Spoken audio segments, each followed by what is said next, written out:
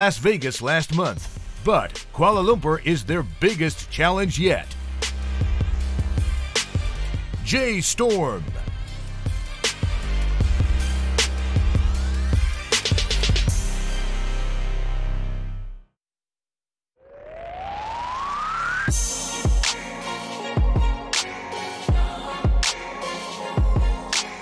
After an impressive showing at the end of the last season for this team, Misery moved from coach to captain, and the impact is undeniable. Winners of the South American Regionals, they're not here to make up the numbers. They're here to go the distance. Introducing paiN Gaming.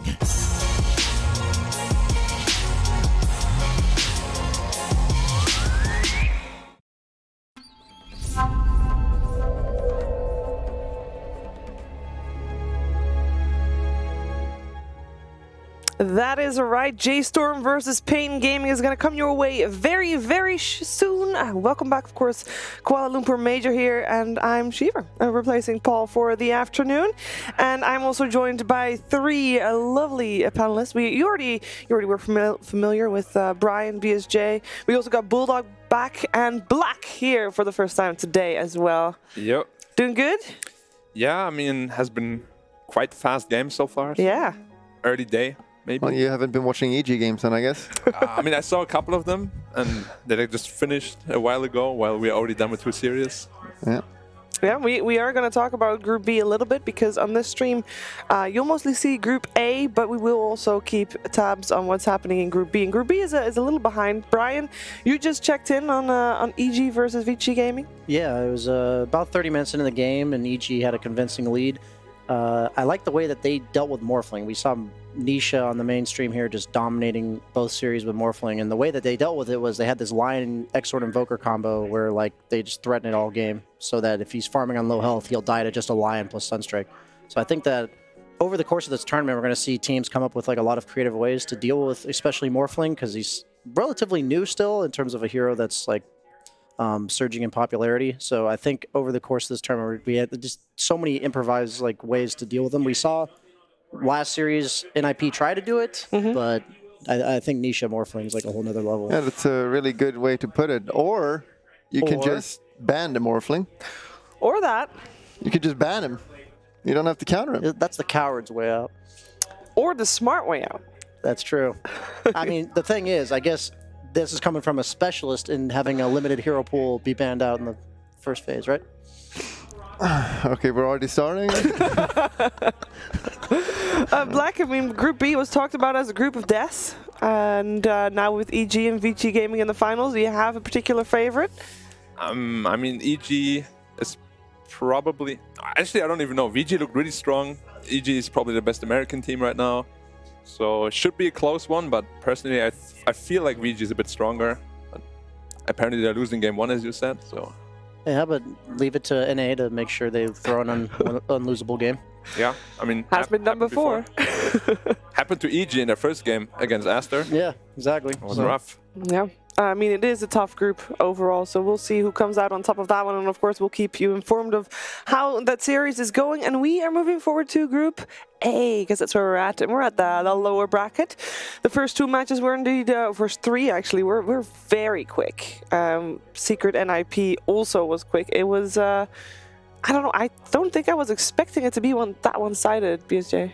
Yeah, I feel like Secret just looks on a whole nother tier than all these other teams right now. Like, coming into the tournament, they look good. And at this tournament so far, like, those series, they just convincingly had a good draft and played it to near perfection. Yeah, but also NIP versus paiN was a quick series. It was also a quick 2-0. Yeah, I thought paiN would actually do a bit better there. They almost managed to make a comeback in the game 2. I think there was probably like a slight miscalculation at the end that they could just all in on the throne. Yeah, it was like 500 HP. Yeah, something like that. And I thought it should have been a bit closer between the two. Maybe they can show what they're made of now. Yeah, because J.Storm versus paiN Gaming Bulldog, the next matchup, it's a lower bracket. Quick reminder, anybody who loses here is not out, but you are going to the lower bracket. And the lower bracket first round is best of one. It's scary.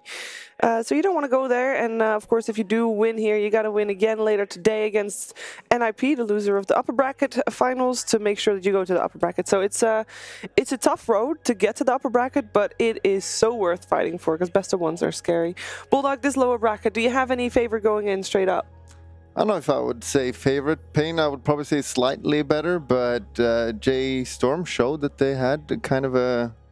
They were doing pretty well against Secret, which is not the first game. They got kind of stomped, but the second game they played a different draft, and they actually did pretty well with it, so you can't count them out yet. No? How about you, Black? I mean, I think J.Storm is probably always picking their... Like, they have a very unique set of heroes that can surprise the enemy. But I think if paiN doesn't really get, like, you know, outdrafted in that regard or get too surprised by a hero they suddenly throw out last, then I think paiN is going to take it. Maybe 2-0, maybe 2-1, I'm not sure, but they should be taking it in the end. All right. Brian, not going to ask you who you favor. You can decide that after the draft. You get that, that uphand. But I am curious... for me, when I look at those two teams, I kind of feel for paiN, Ouya is the one to deliver. For J.Storm, it's Brawl that has to deliver. It's like it's the mid-matchup showdown, kind of. Do you agree? I agree. Both very high-skill players. I feel like it's going to come down to the experience factor.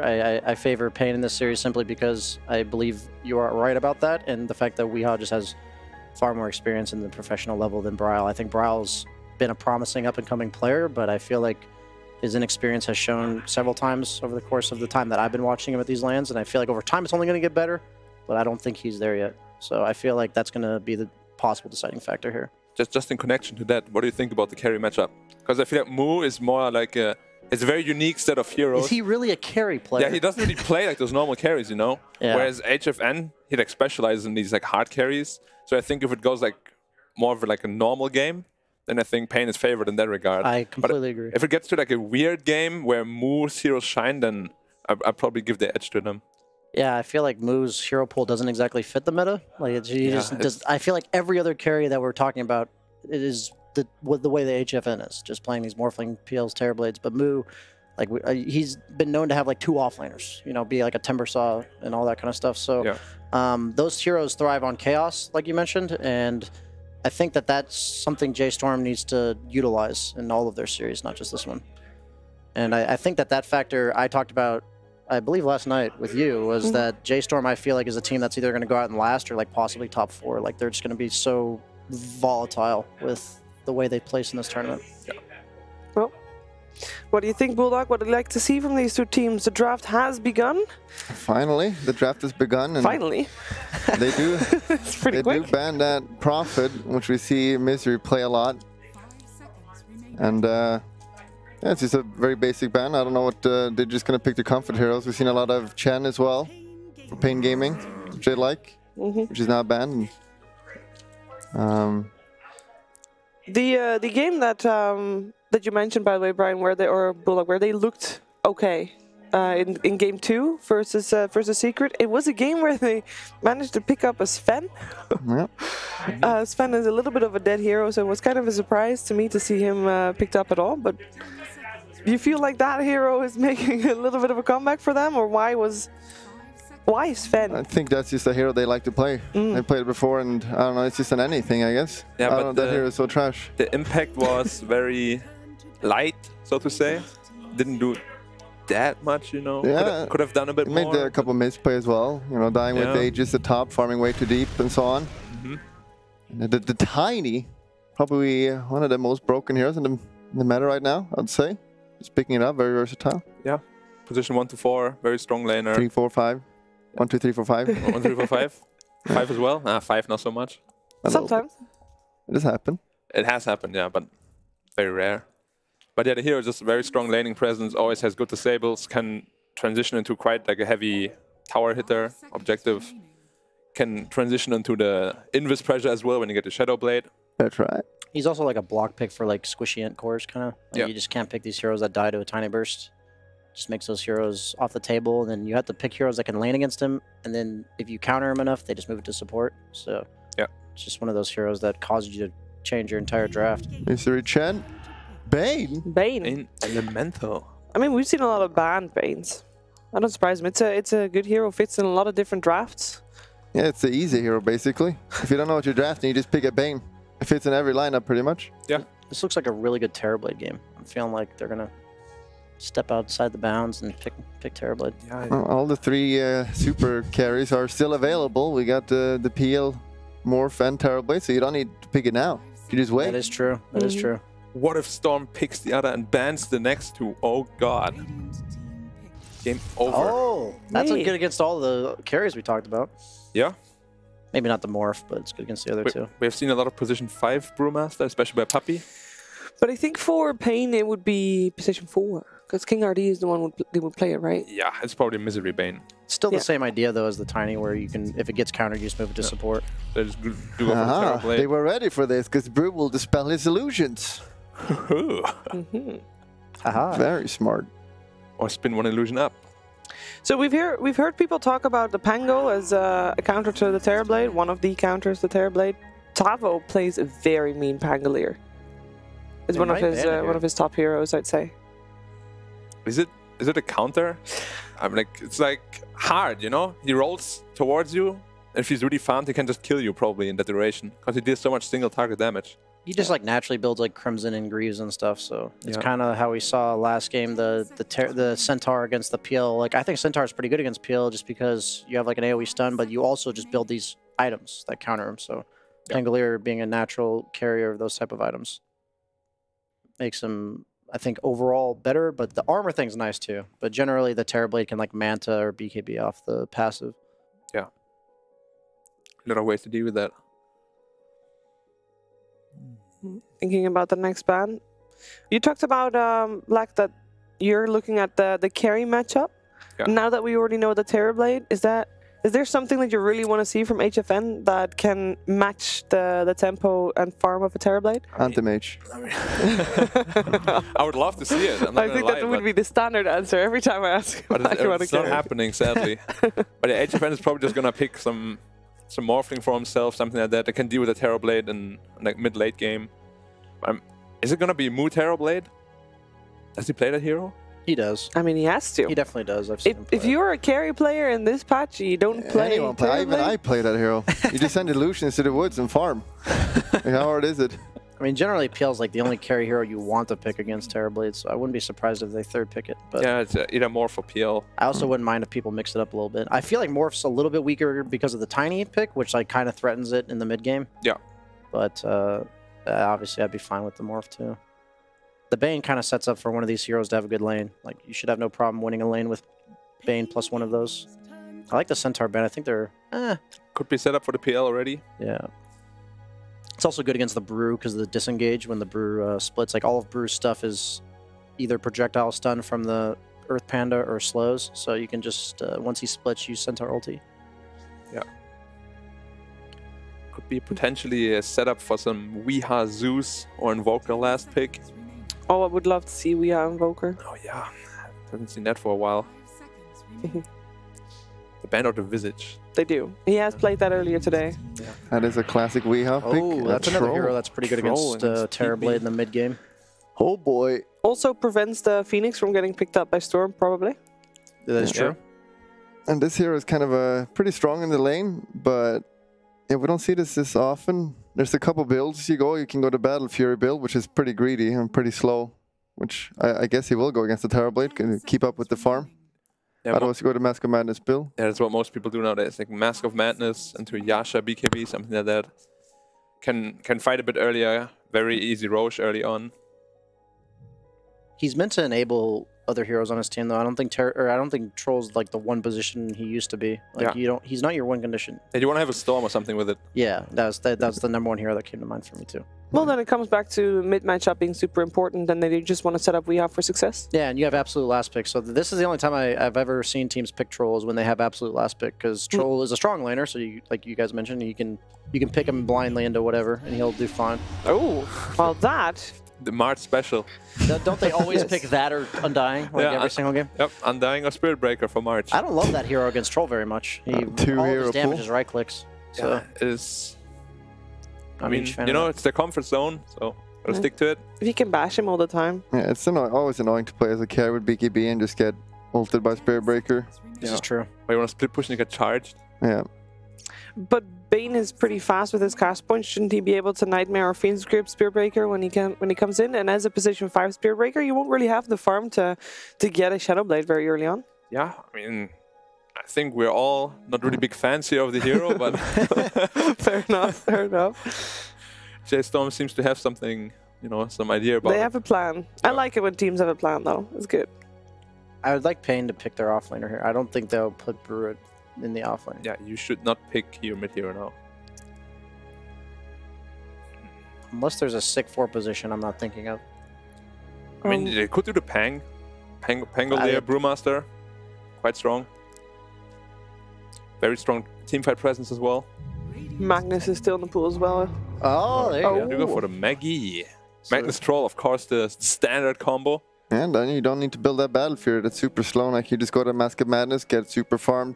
Yep. And yeah, Troll Warlord just farms like a boss with that build. It also allows you to The real get like the boss. Lincoln Sphere for Troll, like which is really important in this game against the Terrorblade Spearbreaker. And the reason why I mention it is just because now usually you can't get that item. You don't want to go BKB Lincolns on Troll because you don't do enough damage. But with Empower, you actually do enough damage to get like these allow me to hit people items. I mean, Magnus is just like the #1 enabler. Like every carry loves having a Magnus on his team. I'd say Troll and Jug like love it the most though. Yeah. I'd say out of all the carries, I'd say those two are Oh probably boy. the best. This Troll is going to have some issues hitting people. The Spirit Breaker and Winter Wyvern can just disable through BKB. Or I just feel very sorry for the Bane, who might get hit by that curse every single time and He will die. instantly. I hope their Troll or Warlord ulted as well. I feel like Storm's the best pick for paiN though, just because of that. Like you want the hero that jumps the Wyvern, Yeah. and I think J.Storm will probably look to ban something of that nature. I mean, they'll have to ban it. Other than that, what else is there? Yeah. Probably Zeus is the only other thing I can think of. Yeah, but, Zeus is like a magic burst, but not really like an initiator. yeah, it doesn't benefit from the Troll, but I feel like the Troll is never going to be able to go on people if the Wyvern's just sitting in the back. So you need to actually threaten the Wyvern. Do you like Invoker at all? It's very good against the 4 healers to have as well. If he goes Quas Wex. I like the Quas Wex idea. It just seems a big... I'm just worried about the greed level of the Invoker. I mean, you definitely don't go Exort. That is not a thing. Not with these heroes, at least. I like Storm the most, but I think Invoker's like the next best option. They banned the Bad Rider. Because for Storm, what do we need for them as their last pick? Obviously, they have to pick first. They want to have like a Brile. A Brile hero. Yeah, Brile, like carry us kind of hero. Something like an Arc Warden they had before. Pull out the Mirana again and lose. I think they might just leave the tiny mid. It's Possible not exactly too, like yes. a bad tiny core game. We had them go for an Arc Warden earlier today. Yeah, I mean... Is it something that could be decent here? Like, is there any kind of curveball pick they could go for? It could be good, but then they could just get Brute Muttered and they lose. Well, fair enough. We're going to steal the Storm. They could. Then, if they pick Storm, I really would like a Quas Monkey? Wex Invoker. Ooh. Venomancer. Yeah, no. Okay, I actually like Now- that pick. Preventing But Storm- temper Storm is assassin? even better now, yeah. Storm's Yeah. like so good. Yeah, Storm is like the best right now. Yeah. I'll They be know. very surprised if they don't. Don't think you are, just pick it. Yeah, this is an impossible game for Troll, honestly. Like, he's not going to hit anyone if they just have mass control. You go to Lincoln build with Troll now, and then they have to worry about a Venom monster. So And then you need to go Manta after. This is definitely a feels bad man troll game for sure. I'm not a he fan needs of that this. we have to carry this. You definitely need a Storm-esque hero. They need a win condition, period. Like even though the troll's like going to be empowered and stuff, you actually need a hero that enables the troll, which has to go. Like, it has to have mobility through the Venom wards, and that's why Storm comes to mind for me. Yeah. Anything that relies on move speed, I immediately don't want to pick. And you also want some kind of initiate. Like you want Yeah. to jump that Veno or that Winter before they Wyvern, actually yeah. do stuff. Yeah. You also want it to be non-committal initiation because you want like if the Venom like gets his ult off, you just want to disengage. Yeah. So, I mean, I can't imagine what else they would pick. They know. I mean, it's either Invoker or Storm for sure. Invoke. Invoker would just be a comfort zone thing. Yeah, don't think Yeah. it's I actually wouldn't the like best it so hero. much either. It But will I do be go an for the Invoker. Yeah. Yeah, I still think the Storm would be a much better pick though. yeah. Yeah, it would be. It is so hard for them to get on top of the Veno in Winter now. Something to be said for a comfort zone, though. Got to go with what you're strong at. Yeah, but also that's the one thing that holds you back a lot of times is the comfort zone that you don't want to get out of it. Is the comfort zone pick enough to sway you to Storm's side for this draft? I just feel like Nah. Not Bridal's. Wait, oh, see, it's Bridal on the Terrorblade. Told you. Brown the Terrorblade. Moo does not play the on hero. The Venno. Okay, now I believe J.Storm will actually win. Because Bridal plays a really good Terrorblade. And Moo's on an offlane type hero. Nah, I'm going for paiN. But Really? I'm going for paiN, but I think J.Storm will win. Too late. I mean, you already said Storm. Oh, never Okay, mind. switch it. It was switched. Well, I'm definitely gonna go for Storm here. You see Venno, you pick Venno. This hero is absolutely bonkers, and you picked the wrong hero. Invoker's not gonna carry them this game. They needed a Storm, and now they're gonna lose because of it. Yeah, every game this patch I've seen that I'm not like too excited about the last pick, I always pick the other team. So I'm gonna go with J.Storm here. All right, fairly split. I'm curious to hear what our commentary team thinks about that. How about it, Colleguy and Grand? What do you think? Right, Shiver. Well, you have a nice little panel up there, and that's all great. But we got the legend analyst Grant here. And first off, one True. side Dakota, he said Moo never plays TB. He went 4-0 with it in King's Cup, carried a game single-handedly in 40 minutes. It's whatever, though, Black. You're doing your best up there, and we Thanks, appreciate Grand. that. Glad to have a true analyst on our side. It's Absolutely. good to have one. But an all-NA affair. It's going to be an exciting one. Most of them are leaning towards J.Storm. Do you think that they're going to be able to pull it, or do paiN have this one? I don't think so. I think paiN's got this one. You've got HFN on the troll, and then you have this. They just pick Spirit Breaker and Dirge every single game. Like, they're figured out. All right, well, Facts. gentlemen, have fun with it, and we'll talk to you after the game. Yes. Awesome stuff. All right, Grant, here we are. It's time to get into it. I know it's been a while for me to be on the main stage. I don't think we've ever been together on a main stage event like this. Oh, I don't so think it's going to so. be an exciting time. I'm getting nervous. I know, I'm getting shaky. I'm a little sweaty already. That's fine. but- Like the plaid. Thanks. Thank you. You're welcome. Mostly camera people really hate all the stripes, but hopefully it's going to be good enough. Oh, I liked that they had Coddle Guy up there. That's a little throwback, too. All right, so we have J.Storm versus paiN Gaming. A lot of emphasis that the Troll's going to have a real difficult time this game because there's just so much to deal with. You got the heavy magical damage coming out from the Venomancer, of course. You have heavy lockdown, BKB piercing lockdown. So you got to consider Lincolns, you got to consider BKB, you got to consider all these things, and you feel like that's going to be prolonging the damage output that Troll's going to be able to do. Yeah, Magnus is there and he'll help out a bit, but you know, is that going to be enough for this Troll to have any sort of a, you know, coasting time in this game? I'm not sure. HFN plays Troll like a lot differently than most people. He'll just sit in the jungle. Troll, sometimes you want to get involved. You know, you go to the battlefield, maybe not. You just want to farm, but you have that empowered. HFN doesn't. He will just farm up a Storm. If he gets 2K ahead, all of a sudden he'll be 18K. Your carry will be 12K. Yeah. And I think HFN, if he finds a game like that, they're completely okay with that. And meanwhile, J.Storm, they're just going to want to run at you. I mean, that's like always their strategy. They just want to run at you. Spirit Breaker, they have a Winter Wyvern sitting behind. I don't know. And you have this Tiny who just does 800 damage at level 8 for some reason, and it's a pretty good hero. Yeah, lots of bursting potential there. We'll have to see if Forever is going to be able to unleash that fury when the Tiny does come online, rather. So, talking about just like skill of J.Storm, Grant, since this is the first time we get to have you on the mic, where do you think J.Storm like currently stand in the scope of like, let's just say the NA scene?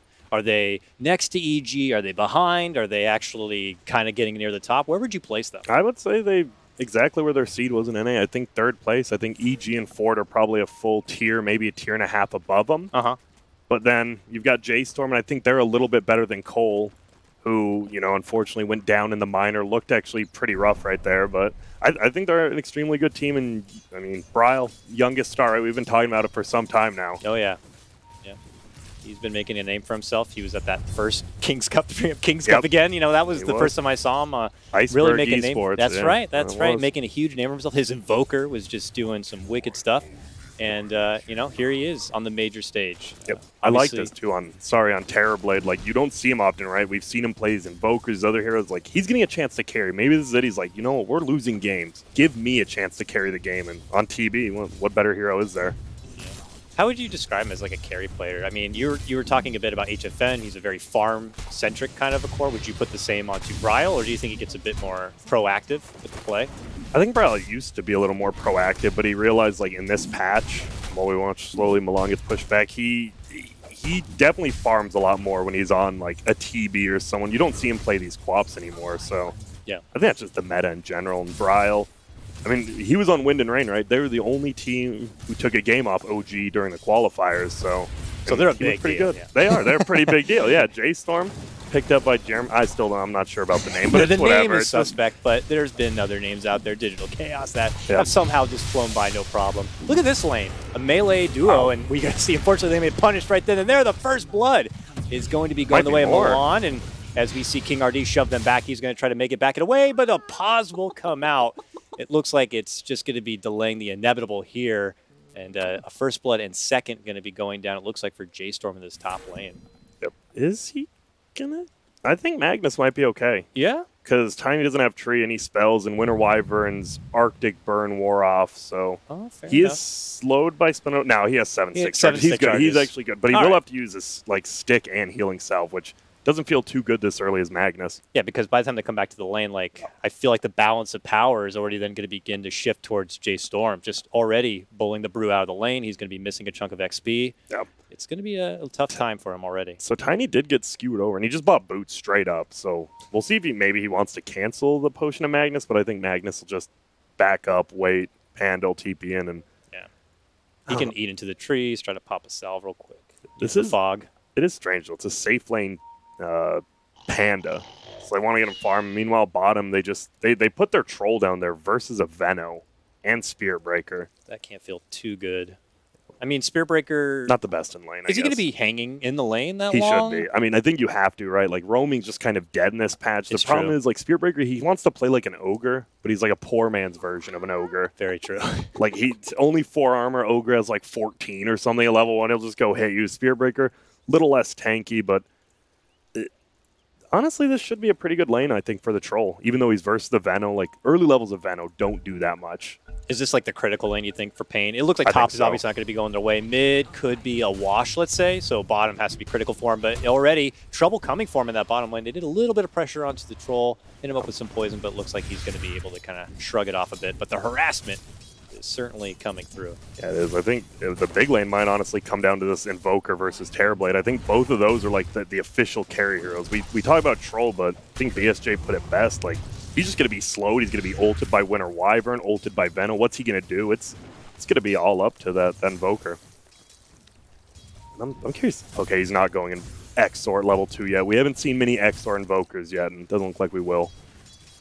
I mean, Weehaw always has kind of a unique style for Invoker, doesn't he? Yeah. He pulled out something, I can't remember what it was. Wasn't he one of the, like, what was that item?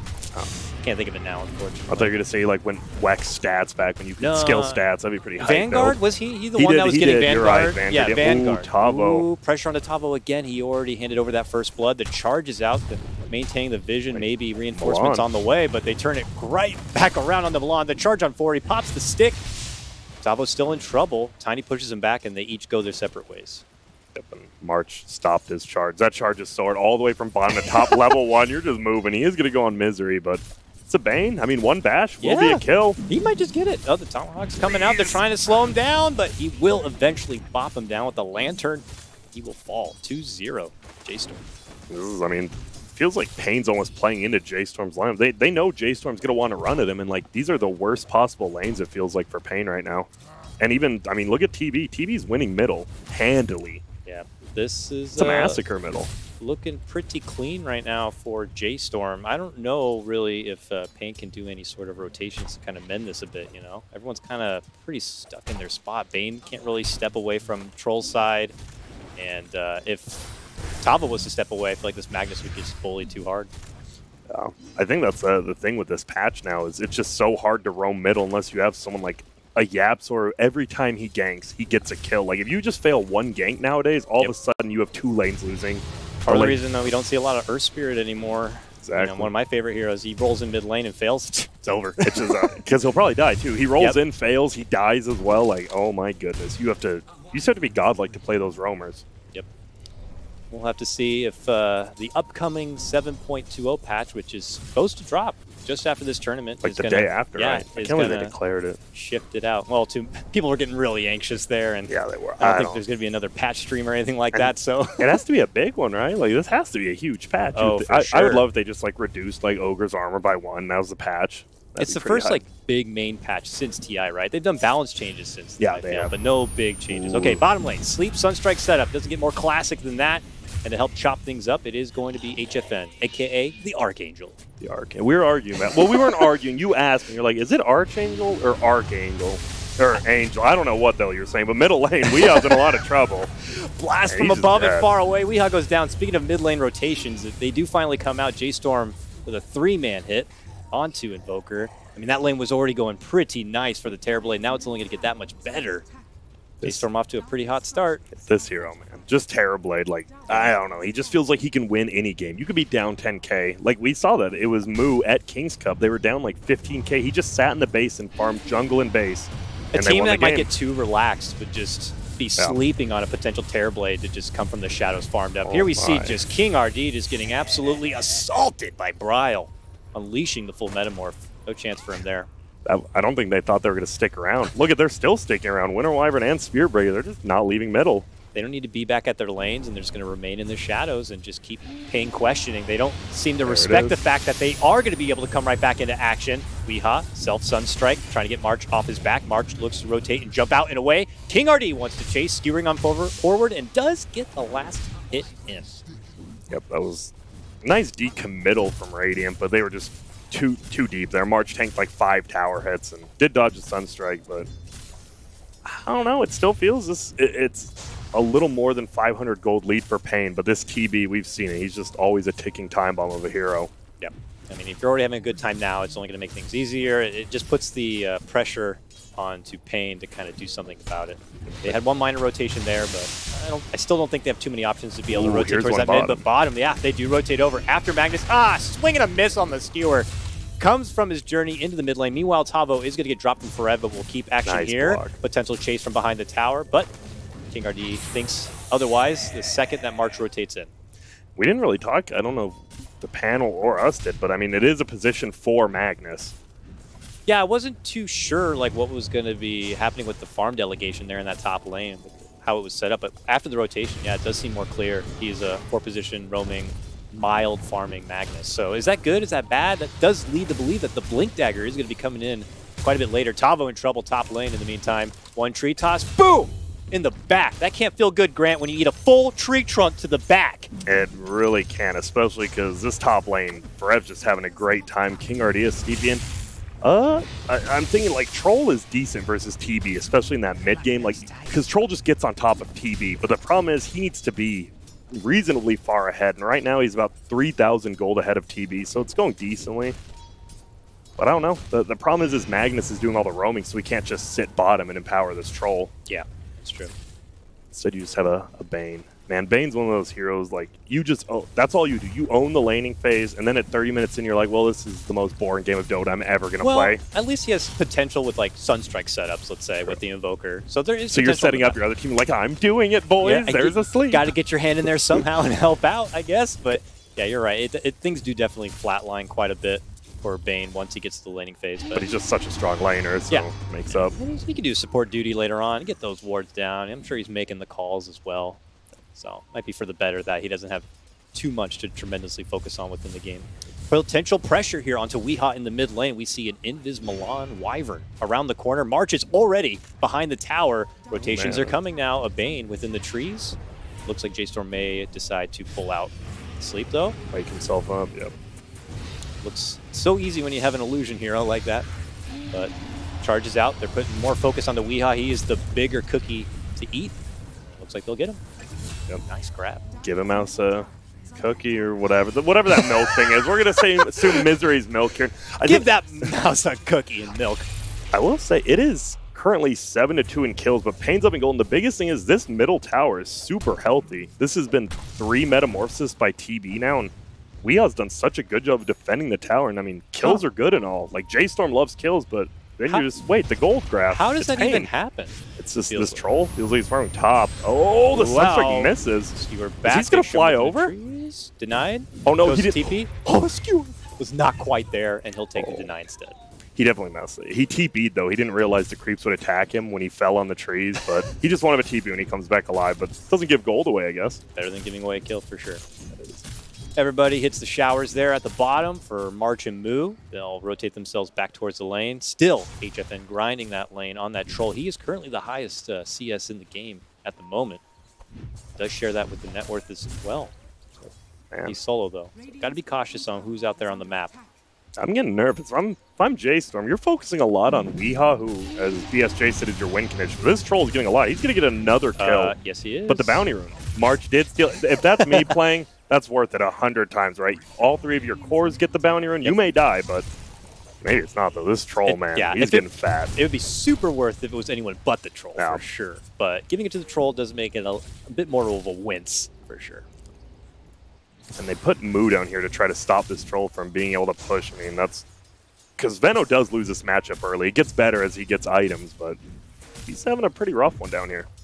Yeah, what should Venno be looking to do? Venno is always that just toxic hero where you can kind of build up items so that you're extremely durable, hard to take down, and he'll be able to get a lot of dot damage before he is brought down. But is he just going to reside in this side lane like the whole game? I mean, you might see him change lanes from top to bottom, but he will just sit in a side lane. That's all Venno can do until he gets, like, 1 item. Charges the high ground, looking to go on Misery. He's being annoying on that Bane, sapping him and sleeping him.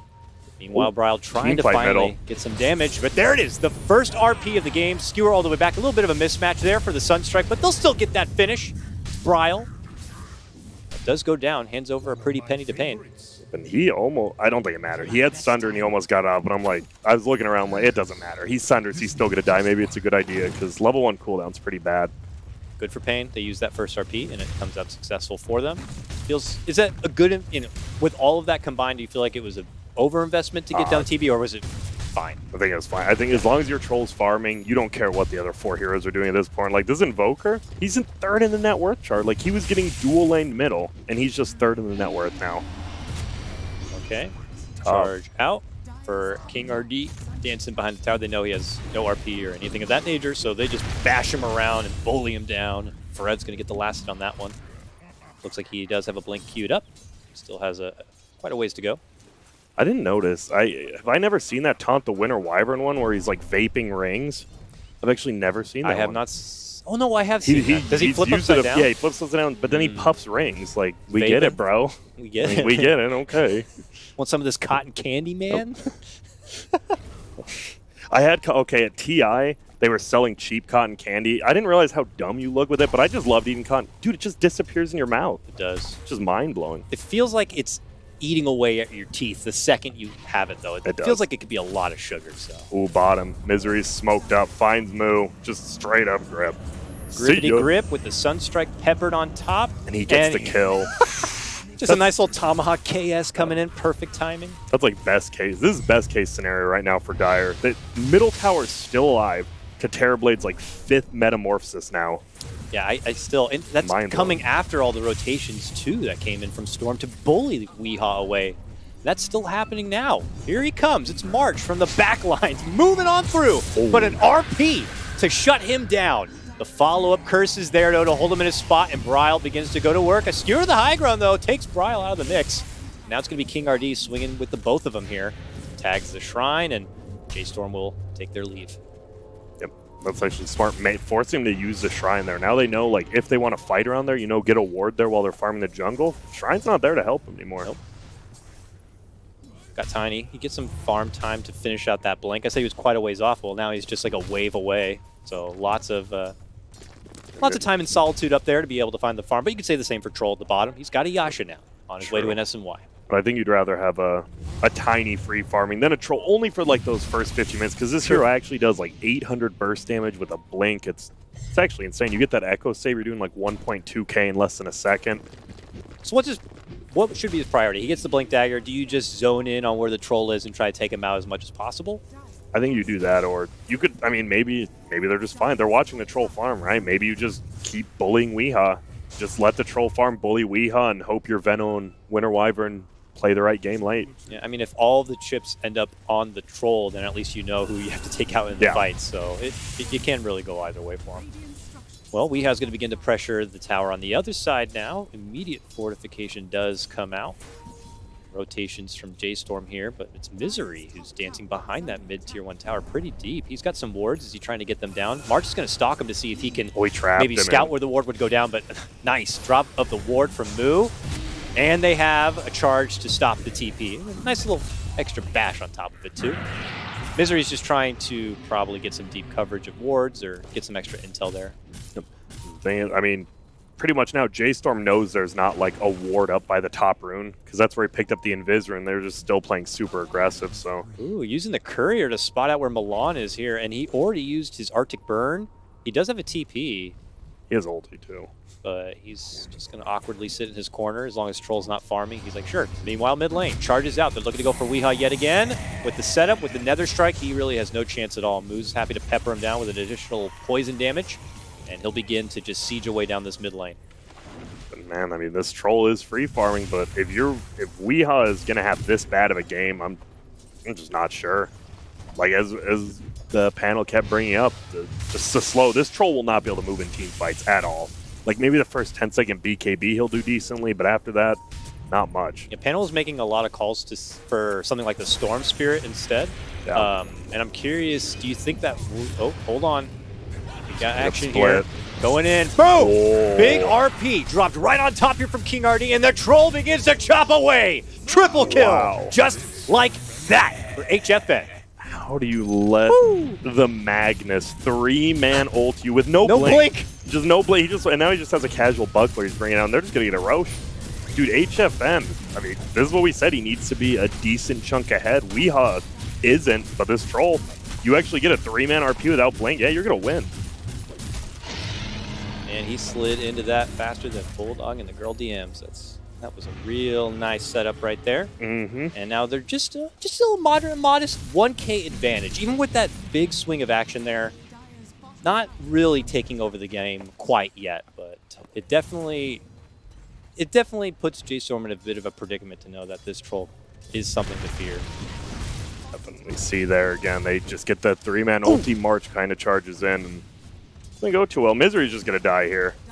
They want to give it to Farab. They will. Chases him down. They got that vision from March to see everything happening. And now we'll see if J.Storm can kind of pick up the pace here. They have that tiny Blink Dagger. It's time to bring in some kills here if J.Storm want to kind of keep their advantage going. And we need, I feel like both teams need a little more vision. Actually, you can see it's like 38 to 38% right now vision-wise, but you look on the map and the wards, they're pretty much in the same spot. Dire and Radiant both have one top and then bottom. They both pretty much have them in the exact same spots, which is a little bit strange. Because in most games, right, the team wants to like 4-man one lane while your carry's farming another one. This game just seems, I don't know if it's J.Storm style play, just chaotic. Like there's not really lanes. They're all just running around. And that's what Spirit Breaker is good at, I guess. Yeah. They now like, oh, we got a collective of items. Let's figure out ways to kind of put them to work here. Right now they're residing mostly at that top lane. You're seeing the opposite happen for paiN here down at the bottom. They'll both begin to siege away at tier 2s. And you got, you know, Alacrity Troll on one side. So he can take towers pretty fast, but Terrorblade on the other. Yeah, just this play. I think the biggest thing is, try to sleep middle. It's going to be grip. There it is. Straight with the grip. It's a pretty tanky guy, though. No Sunstrike. There it is. Finds connection onto March and will secure Weehaw that kill. Yeah, but well, all I was going to say is, if you are playing this, hey, we're all going to split each other off lane. Having a Winter Wyvern's the best on your team because he can D-push like anyone, as we saw bottom. You just sit there. It's nice. Splinter Blast has such ridiculous range, and you can target just one front-facing creep, and you can just be really safe on your pushback. Almost like Coddle-esque. I was just reading in all chat. March said 20 no grip. I wonder what that 20 was for, because I think he meant no grip in ally chat, but he had the 20 written no before grip it. Until 20, I think is what that means. You think it is? I mean, 70 seconds, right, 1846. Oh, Farab.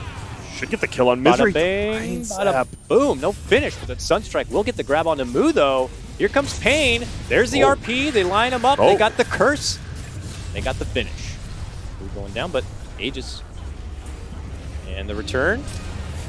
Look to bounce him back, the Deafening Blast, and now the Troll looking to fight on through.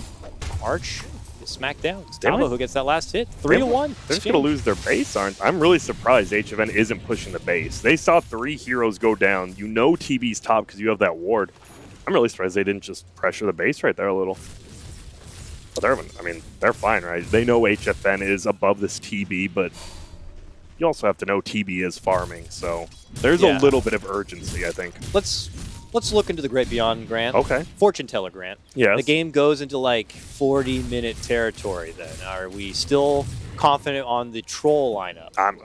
I mean, you almost have a... Doesn't Milan already have his Blink? You already have a Blink Dagger, Arcane Boots, Winter Wyvern. He will always get... I mean, this is Milan, too. I mean, he played Winter Wyvern when they beat OG that one game. This is, like, one of his best heroes besides Shadow Demon.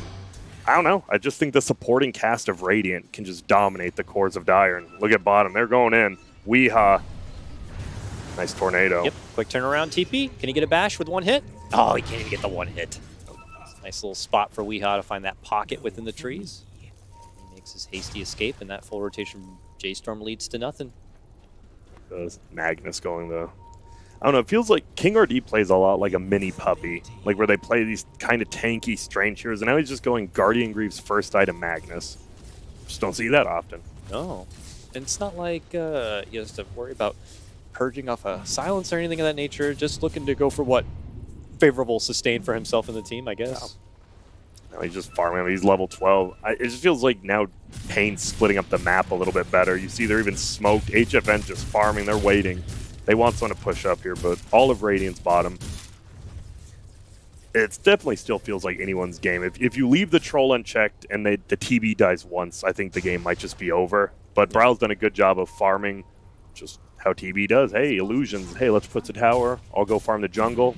Easy peasy. We've all seen the Terror Blade before. A few times this patch. Just a couple. You know, we don't see much TB or PL or more. Likely to be on the sidelines in 7.20, I'm sure. I'm fine with that. He'll enjoy the time in the spotlight while you can, sir. This may be your last event. This was carry players. This was their patch. They're not next patch. They're not allowed to complain, right? Like, offlaners had that one time when they were super good. Then they got nerfed to Oblivion. That's what I'm hoping. So, are you carry. telling me 7.20 is going to be a support patch? Yes. Nice. Literally, Keeper of the Light. I already saw the buff. Illuminate does 900 damage and it heals without Ags. Oh my god. And he's still not picked. I don't know. That's one of those heroes. We do see him occasionally, but like he just feels so off in this meta. His like glory days were like during the Coddle Naga, Coddle PL. Even worse days. You know, he was that Uber who just funnel everyone around. And if you kind of wanted to stall games out for a long time, and you had like a core who wanted time to work with, he'll help you with that. But yeah, he's feeling like much more of a niche pick, so occasionally makes him out. One of those little things. Troll, not little. It's pretty big. He went Lincoln's before BKB, which. I'm not... I really hate Lincoln as an item, personally. I understand why he got it. I mean, they have, what, Winter's Curse as well as Spearbreaker's ulti, Sunder that can go through the BKB. I just don't know why he went Lincoln's this game, because he's probably not going to be the one getting Winter Wyvern ulted either. Bottom. Let's see him. They get him. There goes the meatball, and Forev is going to be finished up. That's such a nice kill, because it's like all the kill pressure is off the map now. paiN pretty much gets a free tier 2 tower here. They know Winter Wyvern might be around, so they just have to split up, but it should be a free tower. That's a huge pickoff. Weeha is dominating now, which says that he went from 0-4 to now 4-4. Yep. Good for him. RP comes out, and they begin to swing out, but it's Ryle. He is just hitting it home from the outskirts with that Metamorph. Long tornado. It is going to get sidestepped. They continue to fight it out. It's a 1-for-1 split if you count that for Rev. Now a takedown to Moo. paiN in trouble. And as Misery falls from the Nether Strike, it is going to be an immediate turnaround drop of March trying to tag that shrine. The rest of paiN will try to make a hasty escape. They didn't lose either their Invoker or the Troll. I mean, cores on both sides relatively staying alive with the exception of Moo.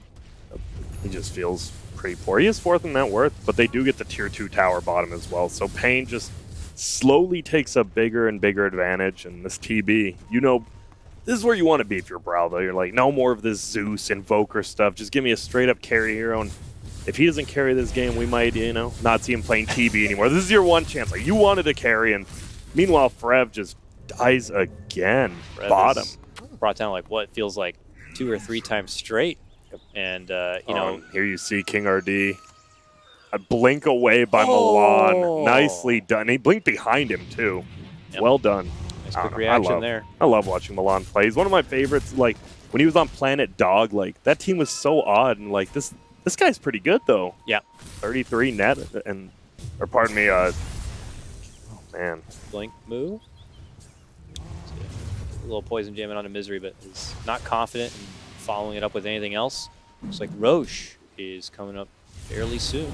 So paiN want to kind of claim the area for themselves. Yep, and we see it'll respawn in a minute. It'll be interesting to see how they fight. It's going to be tough. I mean, they will have RP back up, but Winner's Curse, Veno ulti, both teams actually have heavy team fight. Very heavy. Forev using his toss on the creeps nearby. If he's spotted from the high ground, he could be in a bit of trouble. There he's seen the jump in, and there goes the stomp. He'll tag the shrine. There's going to be a shrine used, though, in a very critical spot near, you know, Roche soon. Forev. He's tanked like 2 of the last deaths on J.Storm, almost tanks another one right there. He should be the one doing this, exactly. Trying to get the grab on the Misery while he's just a little bit out of position from his team. They do finish him off, but here comes the reinforcements now. Wee swings in with a Tornado EMP, takes everything away from Moo, has no more resources. Meanwhile, Chippity chopping away. It's going to be the Troll. Crumbling apart Tiny like nothing, and he moves right on forward for Terrorblade. And he's just slashing him apart. Ryle trying to turn around, but... Sunder. Yep. Sunder not going to be going off, sir, and that is a godlike HFN Troll. Yep. Oh, and Roche just, oh my, everything's coming up paiN there. It was, I mean, the Invoker did die in the river, but he got his 2-man EMP off, goes for the ulti, and now he might just be dead. Oh, no. Will fly away. Yeah. Yeah, and well, there, I guess there's the Lincolns. I guess if it's a, you know, a one-on-one battle, I guess maybe that's the thing. He assumes it's going to be like him versus the TB and can't ever just straight up Sunder the Troll then, which is nice. I'm not sure if Ryle had the info, if he had the Lincolns, or if it's just the heat of the moment.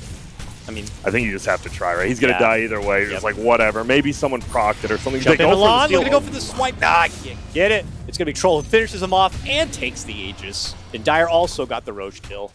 Damn, I told you, Troll, he can get ahead. HFN's 6K ahead of Bryle now almost. I'm doing math around 5K, but still. And they get to look to pressure the base.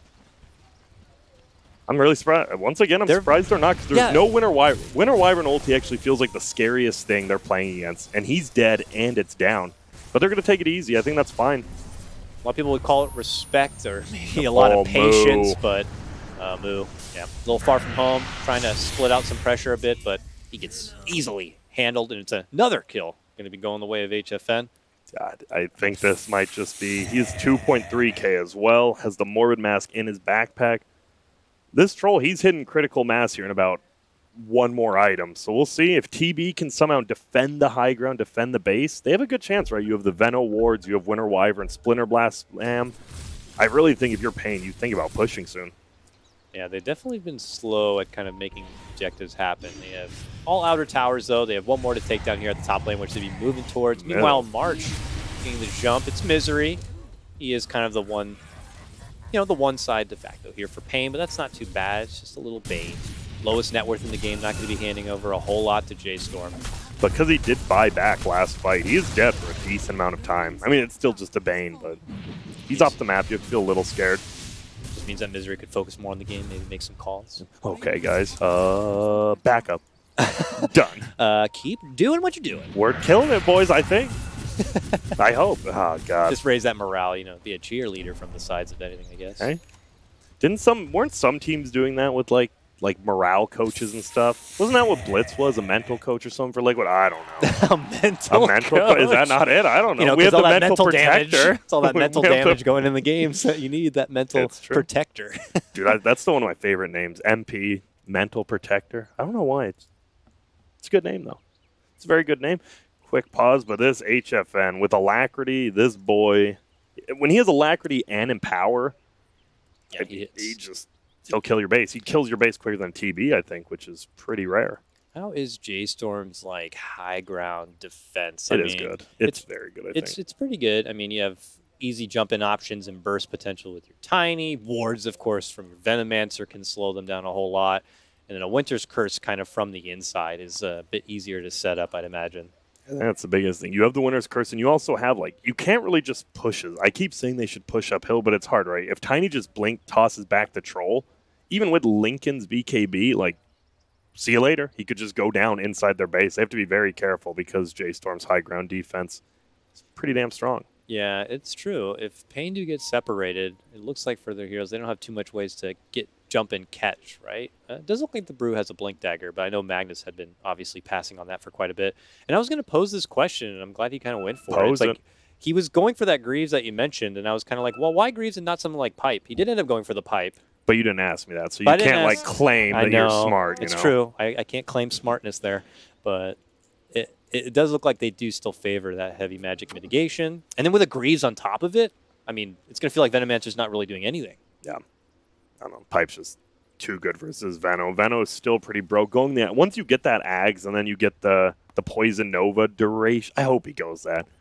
Some players were going like the Gale Hero Impact summons 2 wards for a little bit, but if you go Ags, I'm pretty sure you have to go +7 second. It lasts forever. Yeah, it is all insane. that time where you can't like blink or do anything. Yeah, it can be difficult. Because it doesn't damage you through BKB, but it stays on even when you BKB. So right when you come out, exactly. Just annoying. I think J.Storm, they just survive the next 5 minutes. It's going to be pretty tough for paiN to push uphill. I think this next fight really determines it. I'm curious if Mag needs to still get a Blink Dagger, even after the Greaves, just to have maybe an opportunity to kind of jump into the base, get a good RP, and bring them out from the base, let's say. Feels like he should, but knowing KingRD, I don't know. He's like proving a point. Like, I don't need He's that like, I am trash. a utility. I'm full utility, and he could, I don't know, he could get something else to just enable the troll even further. I already had a 3-man RP without a blink. I'm the man. Yeah, I mean, he is the man to pull that off for sure. Let's see. I mean, he did obviously get that blink juke, though, so it is not the easiest thing to land. It's definitely not. All right, March. Pretty heavy charge towards the top lane here. It looked like Milan was kind of chasing someone out. Misery nearby, but no one quite going to get caught. Oh, I might speak too soon. Blink catch on March? Yes. Tavo's there. Charge. He has to do something. No. Grippity grip for Misery. Last hit for Tavo. Oh, the thing is, like, what does that kill get you, though? Like, it doesn't actually do much. Sure, March dies, but there's no tier 2 towers to take, and paiN doesn't really want to push uphill, so while you never want to die, March is probably like, whatever, nothing's going to happen. But there's a Butterfly and Troll now, so now I'm getting more nervous. Yeah, who's going to be hitting him at all? And, you know, Terrorblade doesn't really have an MKB or anything of that nature in the horizon. I don't know how you square up on this Troll. I just don't think you do, but I don't think you're going to have much of a choice. We'll have to see. I think one of the few a lot of people don't look at, you always like net worth, but you look at the hero levels. TB is 17, and the other 3 cores are 19, 19, and 23 on the opposite side. This Troll's about at 25 real quick. He's just outside the base here. And what does that get him? Battle Trance Dispels. Yeah, if that actually worked versus Van, it would be amazing. He'll get the Whirling Axis cooldown, which is nice, but yeah. I think the level 20 talent on him is more important. That 50 damage on Troll is actually just nuts. Yep. Yeah, it's 20. That's better than 25 for sure. All right, here they are. First time to maybe make a move inside the base. Let's see if they can do it. First, the target is onto Forev. They try to save him up as best as they can, but they'll just easily bring him down. And now it's a move into the high ground. HFN confident to charge on through the back. He's got an Aegis to fall back on, so it's no big deal. Clearly takes out 1, takes out 2. Looking to go for the rest. Turns back. Looks to go to work on the buildings. Curse is there, and oh my god. No chance for KingRD. He is just easy food for the Troll. Sorry, did I miss Veno with his ulti? Because no one was tagged by it. But it's on cooldown. He blinked past the Troll and like dropped the ulti like right at the front gate. They tried it. They want to get this Troll at least once. He does still have the Aegis. Yep. All right, Bryle's out there. He gets it done. Still has a little bit of Metamorph time. They know, though, once Metamorphs is down this hero, he just becomes a ton worse. But they still back out. All right, paiN is fine playing this slower. They are definitely being patient with this.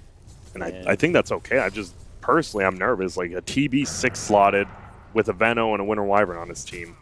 The problem in that fight, though, Milan actually, he was just trying to set up a really good ulti, and I think he might have missed a cold embrace on one of his teammates. The Panda was just chasing down, but I mean, he gets that ulti off, and Troll just one-shots anyone on his team, which is nice.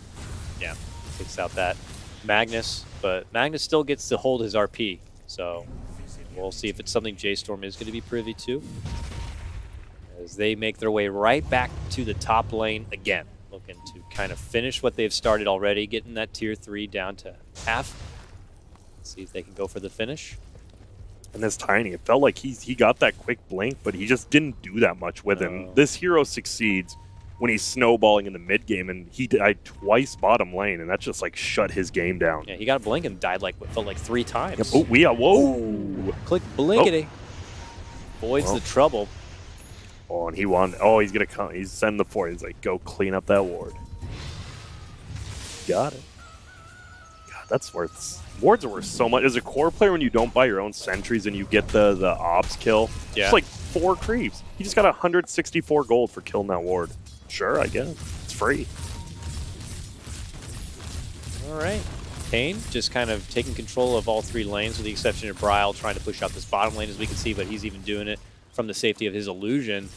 Concerned at what could be around the corner.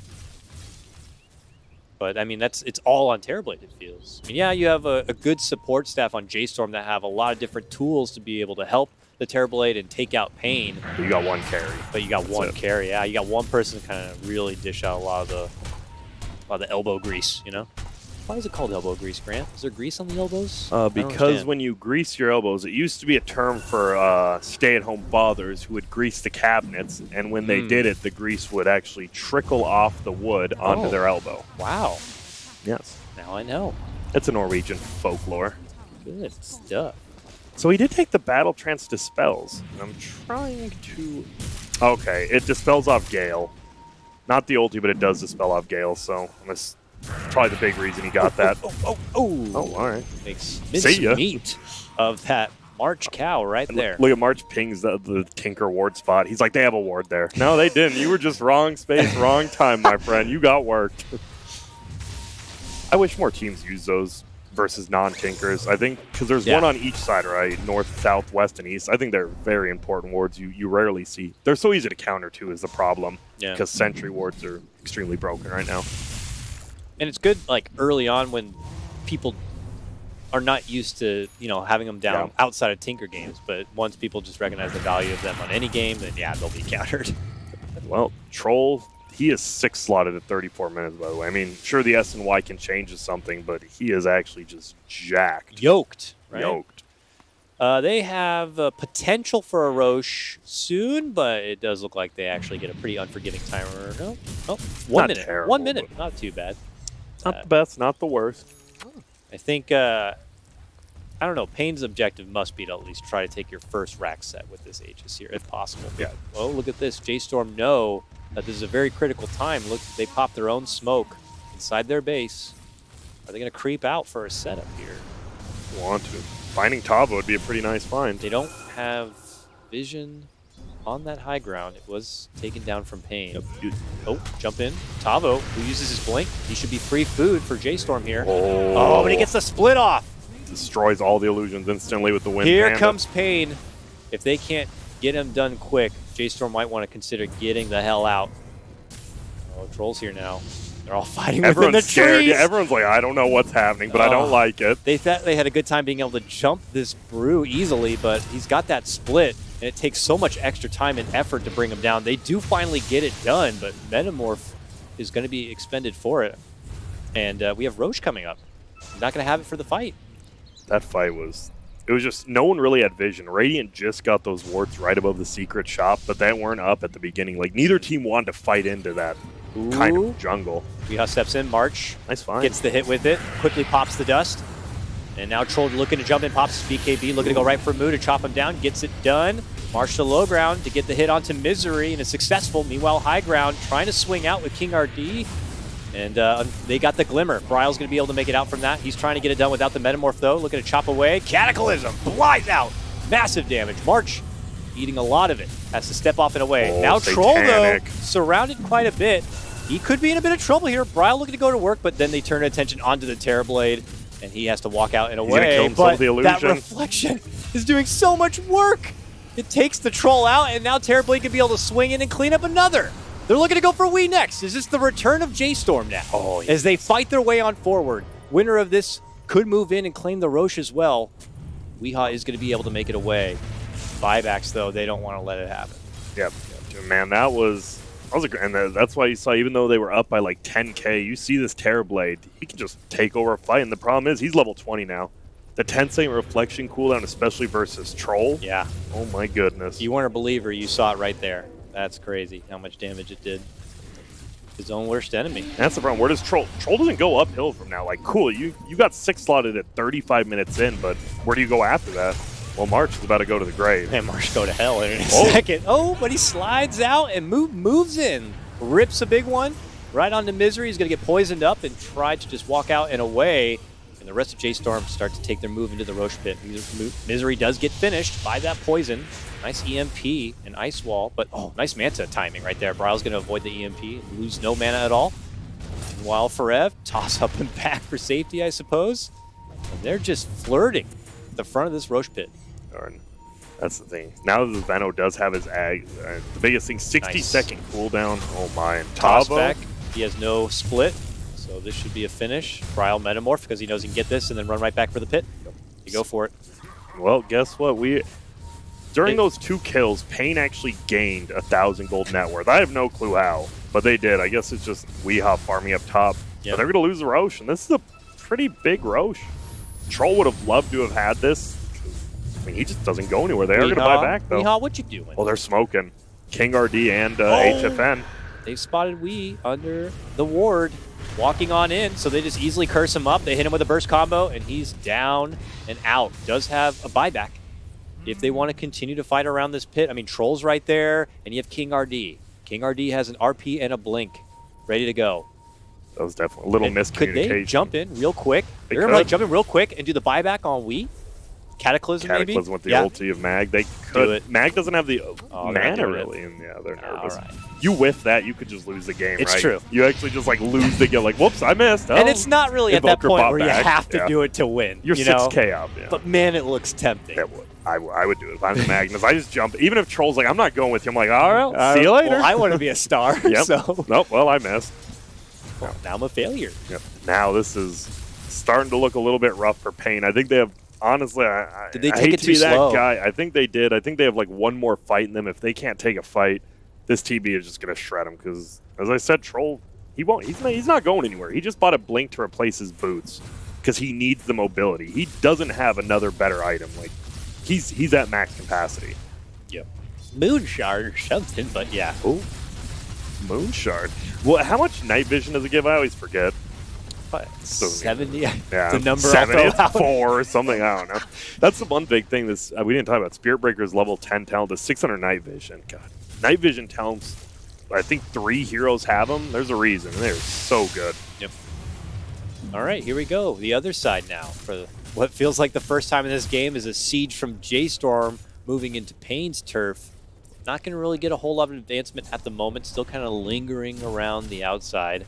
But everyone is alive. Everyone's roll called, ready to go. So looks like they'll just back off. Still have time on the ages to work with. When you were in school and you got like they said your name for attendance, did you say here? Or were you one of those like funny guys who said something else? Present. Yeah, present or here usually. All right, just making sure. I got harassed though. I have my name. Dakota Cox. Yeah. And kids are like, shut up, man. Shut up. This was my parents, and they're great people. They love They the gave me Beatles. this name. Jump in from Moo. But he gets a bad welcome. But hey, Aeon Disc is going to get procced, and he's going to be able to get the Poison Nova off because of it. Looks like, though, Brew will continue to pursue onto it. Look who's sweeping him from behind, though. It's going to be Bryle with the full Metamorph, and he rips apart Misery and looks to make chase onto King RD. Skewers march down the low ground, pops the RP, and Troll's going to help finish it off. Here comes the Cataclysm. Not going to be able to find too much damage, it looks like here, but Weehaw is going to pincer and get a beautiful setup onto 2. Looking to go for both Moo and Milan, but can't get a finish on either. Still holding strong, though. Make it to the high ground and be A-okay. Meanwhile, though, Troll fighting forward, looking to go for Bryle. It's Bryle trying to run on out. Weeha's dead. They're trying to help him. They do have a little bit of assistance here coming out from the Wyvern, trying to keep him alive, but the Skewer to shove him back. The toss up and down. The Sunder comes out. He's able to hold on. Turns it around and swings it away and is able to get it done.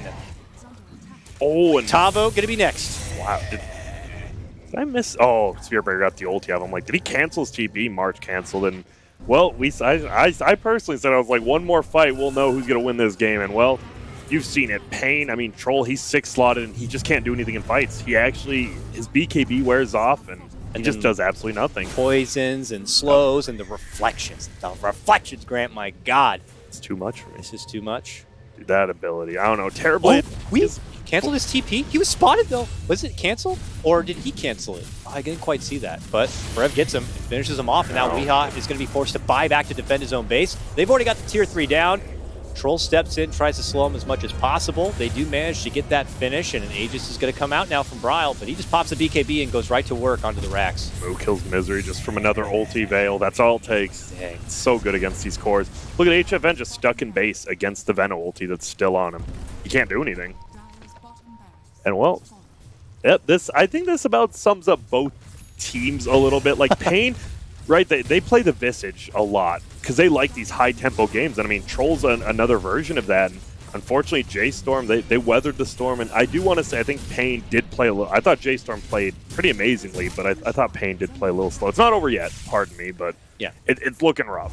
I can't help but I'd be curious to hear the panel's thoughts on it. But yeah, if paiN playing a little too reserved or not may have been, you know, an attributing factor into the outcome. But you're right, game's not over. It's a 9K advantage at the moment for J.Storm, a 31-29 game. Milan's farm, sorry, he is a sheep stick. Like Winter Wyvern, that's why I've always loved him a lot. He's greedy without looking greedy. Like when you watch someone say like Yaps or play, like this guy's greedy. He's good, but he's greedy. Like Milan, he's like casually greedy. Like, yeah, I guess I'll steal from children. I don't know where I'm going with this metaphor, but he's casually greedy and he gets farm, and now he has two big disables, right? You Winter's Curse somebody, you Hex another one, all of a sudden you have the support that's just owning. The Milan's the kind of guy who would take candy from a baby. And not apologize. And not apologize. Eat it in front of his face.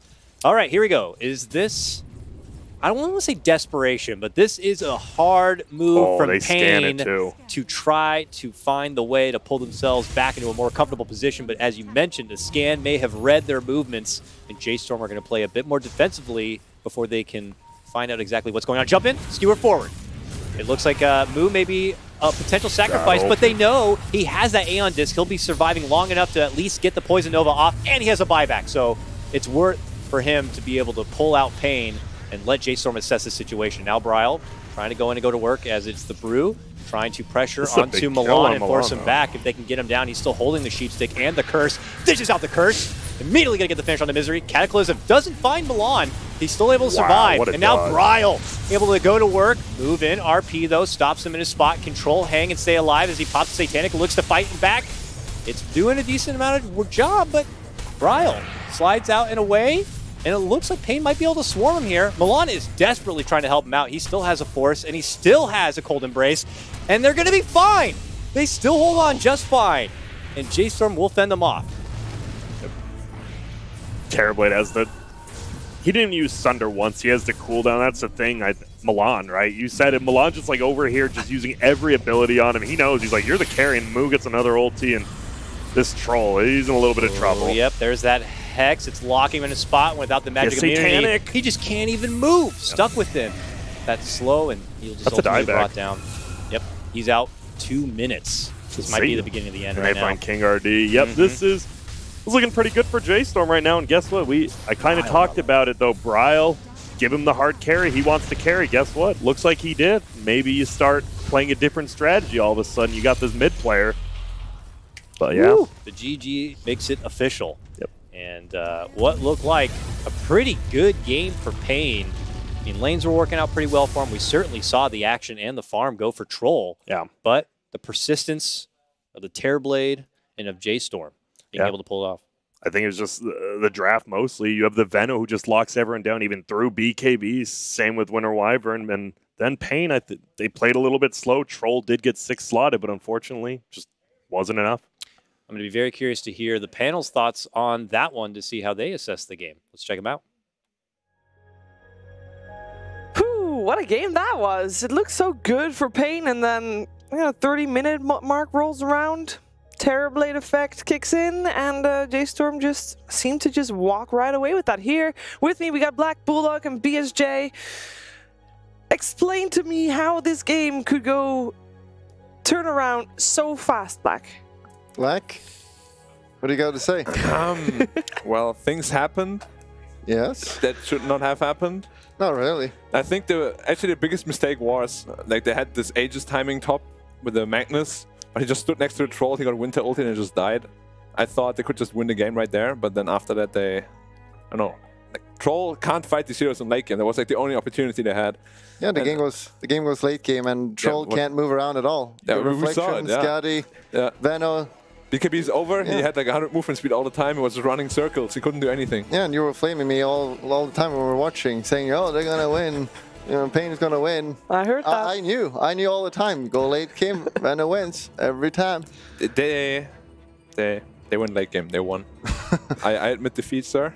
Brian, did you ever doubt J.Storm for a second? I mean, I predicted in the draft, and you know, I just knew Troll. I feel like neither of these teams is exactly like clean, and this is a game where, as what happened with what Black mentioned, is if they throw like one bad fight on Troll, you just like can't play late game. Troll just, you have this item called Force Staff. You're dealing with even like a few tiny tosses of people like into safety, and you see the Troll just gets kited, and then like he's forced to BKB at inopportune times because of all these random spells being thrown on him. And even with the Satanic, and like you see plays like this where he's able to man up, like eventually he just gets worn down. And the difference between him and Terrorblade is you can't kite a Terrorblade, and that's why generally people will favor a hero like PL against the Terrorblade matchup, because as the game goes on, PL gets better, but as the game goes on for Troll, it gets way worse. And prior to, or like contrary to like what I feel is a popular opinion in Twitch chat, is Troll falls off like a rock. So really poor late game carry. Yeah, and we see Terrorblade over and over. Why this hero has been picked is good in all stages of the game. When you go late game, you got reflection spam, massive range, you cannot get kited, and you have a super powerful ult. And Troll, he just runs around hitting people. Yeah, but I mean, I have to give like a lot of credit to Bryle. Like the laning phase, he completely dismantled the Invoker. I don't think the lane is supposed to be that one-sided, but he had like double the CS. He was like 3 levels ahead of him. And like the Invoker just had a really rough time after that. He went Exalt Invoker as well, who was supposed to win the lane, because otherwise you don't even have like a game. And yeah, I mean, his impact throughout the game wasn't really there, I think, after the laning stage. But we talked about during the draft about how Invoker was more of a comfort pick than a pick that actually fit the draft real well, because we kind of wanted paiN to go for a Storm Spirit. I mean, I think Storm lanes exceptionally well against TB. He can actually pressure TP quite a lot, and they had nothing against him. I'm still quite surprised they didn't go for it, but I mean, they will probably have a discussion about it as well. Yeah, but the way they were playing as well was they were just ganking non-stop on the mid here as well. Yeah. With the Spear Breaker and Winter Wyvern, so if there was a Storm there, he would struggle quite a lot before hit 6 in the same way. Yeah, not the greatest performance here by Invoker, by Weeha. Over the last couple of weeks, tempo has been the topic of discussion for a lot, the game tempo and just playing fast and being able to play to your strengths. And I think that Spear Breaker set that tempo nice and high. I really liked him, actually. We don't see him all too much, and I think actually Storm is one of the only teams that actually plays it. Maybe Secret sometimes. Yeah, I mean, they play everything, I guess. Yeah, they play everything, yeah. The hero just feels weaker in lane, and we saw, like, you saw this game where Veno Spear Breaker were against the Bane Troll, and the Bane just honestly just dumps on the Spear Breaker in terms of the laning stage. So the Troll Veno matchup in lane is kind of even, but it's dependent on the supports, and the Troll is just level 7 when Veno is level 4. So I feel like Spear Breaker has a lot of strengths. That's just like a major weakness for him. Because of his like terrible base attack time, he just doesn't win trades with any of the supports that are popular right now. And since the laning stage is so important, like I think that's what makes him so situational. Yeah, as we look at the scores here, again, I mean, those, that graph, it ends nicely for J.Storm, but the start didn't go the way that they wanted it to. Could they have done something about that? I mean, that's also, it's got to be something that they're not happy with. That was just like one nice RP kind of turned into like snowball effect for the next 20 minutes. Like they won the one fight, and then because they won the one fight, they get Roche. And I feel like that is inevitably going to happen with these caliber of teams, where it's just one little slip up. But then it went the opposite way, as we mentioned, with the high ground push. And how, by the way, how did you guys find the Brewmaster as a core and the Magnus as support? Because that was a bit of a surprise to me that they swapped it around like that, because I was expecting it the other way around. Was that something that really hampered them a lot, Bulldog? I'm not sure if I'm a huge fan of that. Not the way he built Magnus either, even though he had like a good skewer RP one time, but just going mass tank, eventually you need to get the dagger, and it's, I don't know if he even got dagger that game at all. If he did, it was super late. So I don't like it that much. Magnus is here that needs more level, and Brewmaster, you just ult. So yeah, you need mobility items on Magnus for sure. Yeah. Like going all these Crimson and stuff is okay, but you need a Blink Dagger Force Staff something first. And he had like, it's so hard to position yourself. There's a Venovorts, there's Winter flying around, there's illusions running around. How do you RP without a Blink Dagger? I don't know how they win fights either, like just in general. Like even with a Blink Dagger, because of the last pick that we mentioned, you have to win the fight in the RP, it feels like. And as the game goes on, they get these 4 stabs, and if you're not jumping the Wyvern, there are so many Cold Embraces, so many Glimmer Capes to save people. And it's just the idea of like this hard carry that's #1 net worth, which we've seen today, not have enablers, and the other hard carry has enablers, and then they win.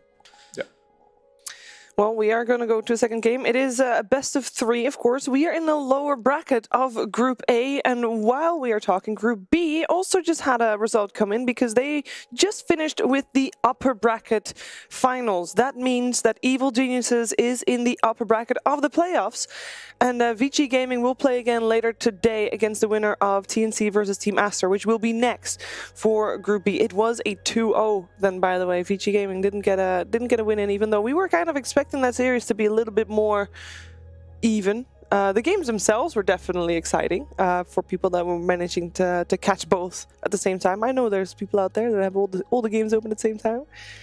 But yeah, EG making it through top of the group. Not too surprising, Brian? Yeah, we mentioned that in the podcast where they're just a consistent team, do the same thing over and over. They're very good at it. So I feel like they're usually a safe bet to get out of the group stage as an upper bracket team.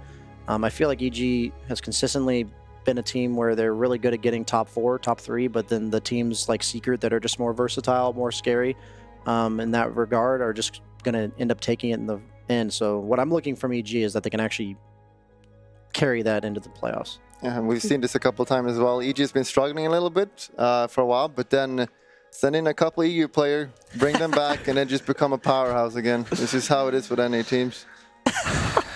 This is true, though. The results have spoken. Because it's true. Nothing to add. No? You don't want to have some Vici Europe players there also, Black? Because I know, I mean, you used to play for Vici. I mean, they had one, and they had the best results during that time, but no, we don't want to get into detail there. You got kicked. I got kicked. We say let go. Let go. It's nicer. Yes. You know? But what he said is true. European players, they just empower everything. Yeah. By a lot.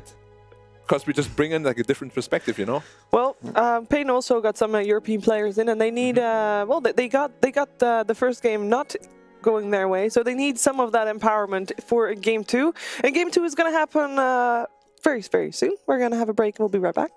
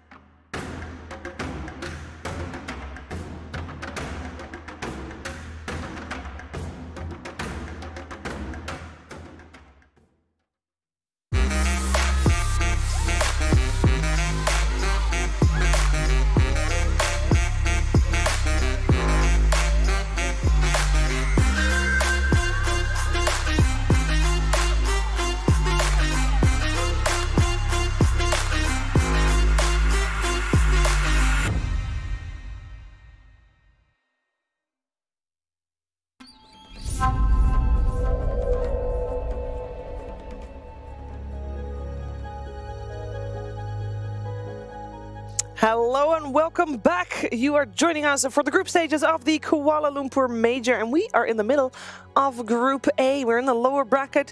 We already had the first game of lower bracket round 1, which means that J.Storm is 1 game up over paiN Gaming, and game 2 has already begun. So here to talk you through what is going to happen and what needs to change for the second game for paiN to force out that third game and have a better showing this time round. It is Black, it is Bullock, it is BSJ, and yeah, we're in the draft. We're so fast here. It's awesome. Brian, game 2, we saw paiN actually do not too bad in that first game, but I don't know, they didn't have an insurance policy for late game or something. It just fell apart.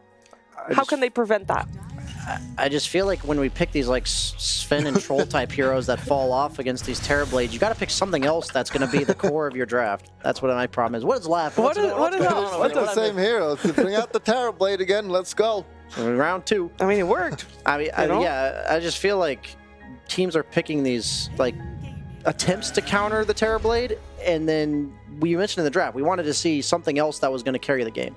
So I think for paiN, they just go for this early Tinker because last game it got banned. And I think that, like, I don't mind that Tinker's in this game to counter Terrorblade, but now I want to see something else that's meant to win them the game because this Tinker's going to get countered.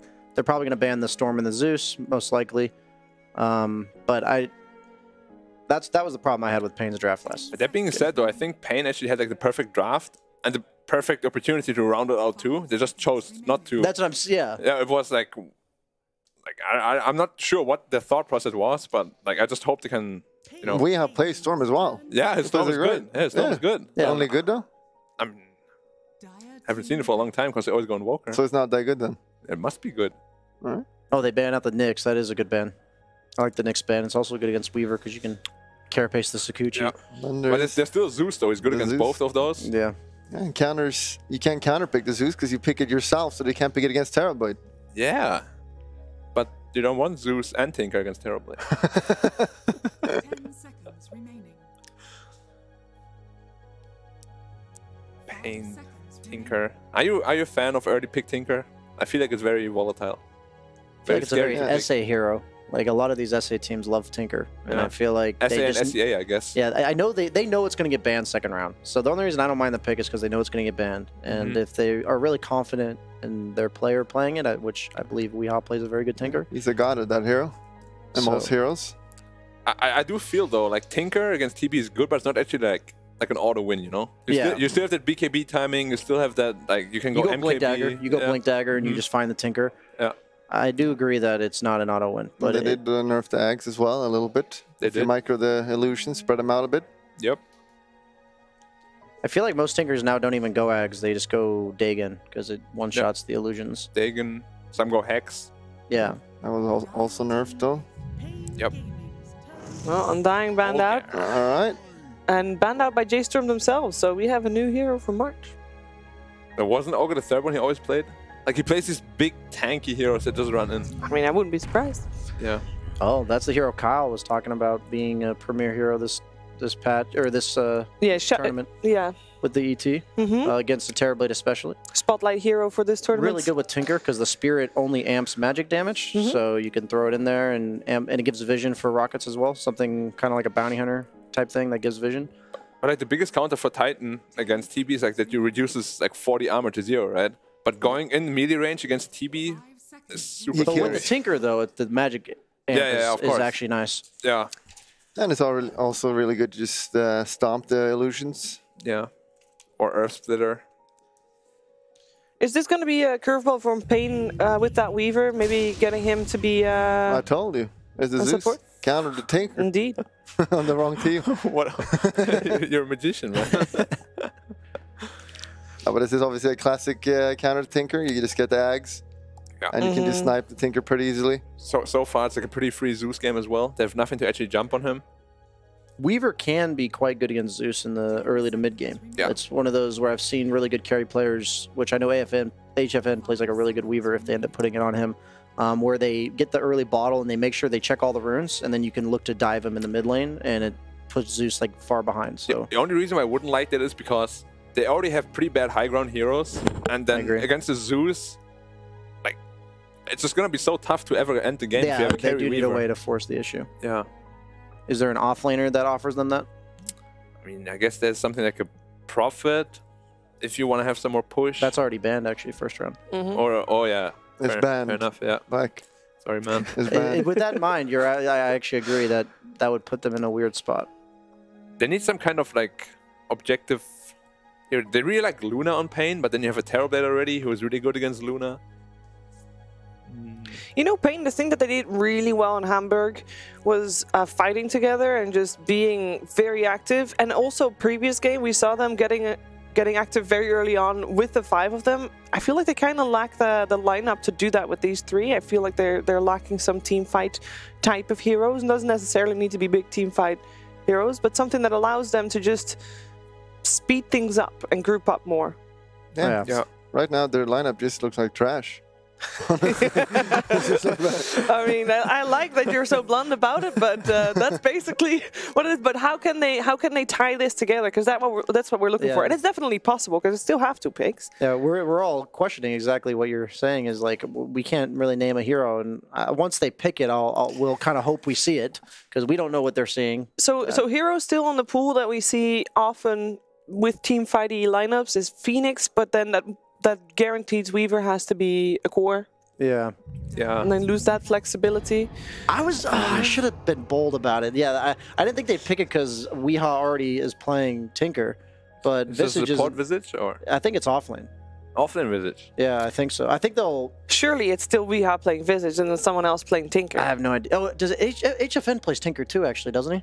Yes. I think he does. I think he does as well. So, yeah, they'll probably put Weeha on the Visage. That gives them the objective hero. But it sounds rough already. Like, if you swap everything around. 5 seconds. Is that Tinker's safe lane then? No, it's Tinker mid still. Then Visage side lane in the Visage. side lane? Yeah. It's so weak. It is. I don't like it either. Yeah. But at least you got the Gravekeeper's Cloak against the Zeus. In the mid game, this is a very good Visage game. Like, there's these 2 minutes where he can do really well. And if the team loses a fight, that they lost. If he's not like level 5 at 12 minutes, then this is a nice Visage game. But I feel like he's very vulnerable to have that exact thing happen. It has to be a core Weaver too, right? Like position 5 Titan or Weaver is both not very appealing. Yeah, it's definitely a core Visage. So it's core Visage, Weaver, and Tinker. It's such a weird lineup. Storm ban out, yeah, I guess they ban out 5. Last pick your 5, yeah. last ban CM. I mean, surely they're going to put Weaver on the... I think they just pick paiN last pick. Oh, really? It's like not flashy, but I feel like you just have to not get dumpstered in the lanes. They need something like that, yeah. But even then, the lineup looks so awkward. I agree, but... J.Storm just picked up a good laner now, and they win the game, pretty much. Yeah. I mean, Ogre Tiny is gonna crush. If TB lane also wins against like some Visage dual lane, then the game is... It's gonna be Ogre TB, which is like a very scary lane. Yeah. You usually even just go Bloodlust level 1 for the TB, and he just hits you with... a billion with his Metamorphosis, yeah. Can they just go for something silly like an Alchemist or something? On J.Storm or paiN? No, a paiN. I mean, they could, but then position 5 Visage is also... Terrible. I mean, very good against Alc. They need something that can, I don't know, do Save more. them? Save them. Telling you, it's just gonna be the most unexciting pick of Bane here. Bane Elemental. They want to see him last pick. I would have got banned. Shaker. Earth Shaker. I guess position 5 Shaker can work. Still don't like it though against the Zeus. It's so hard. It's so hard to play. First item Ags? He's not going to get any farm then either. Yeah. Because you have to get Elder Titan be a 4. Yeah, Elder Titan is not 5 Titan is... we have seen it before, but it's very rare, very awkward. And even if you get the dagger on Earth Shaker, you're going to have to deal with a Zeus who's going to just ult give vision of you. Yeah. They can have time to just jump, insta-kill Earth Shaker as well. This is looking like a rough game for paiN. So J.Storm is just gonna pick honestly like something like a Bane. Then they have like like 3 strong lanes and what? Yeah, they win. I agree that they could just pick a lane dominator here. Like Bane TB or Ogre TB and Tiny TB. There might be a sick offlaner left too. What about Batrider? Or nah, they have Weaver. TB.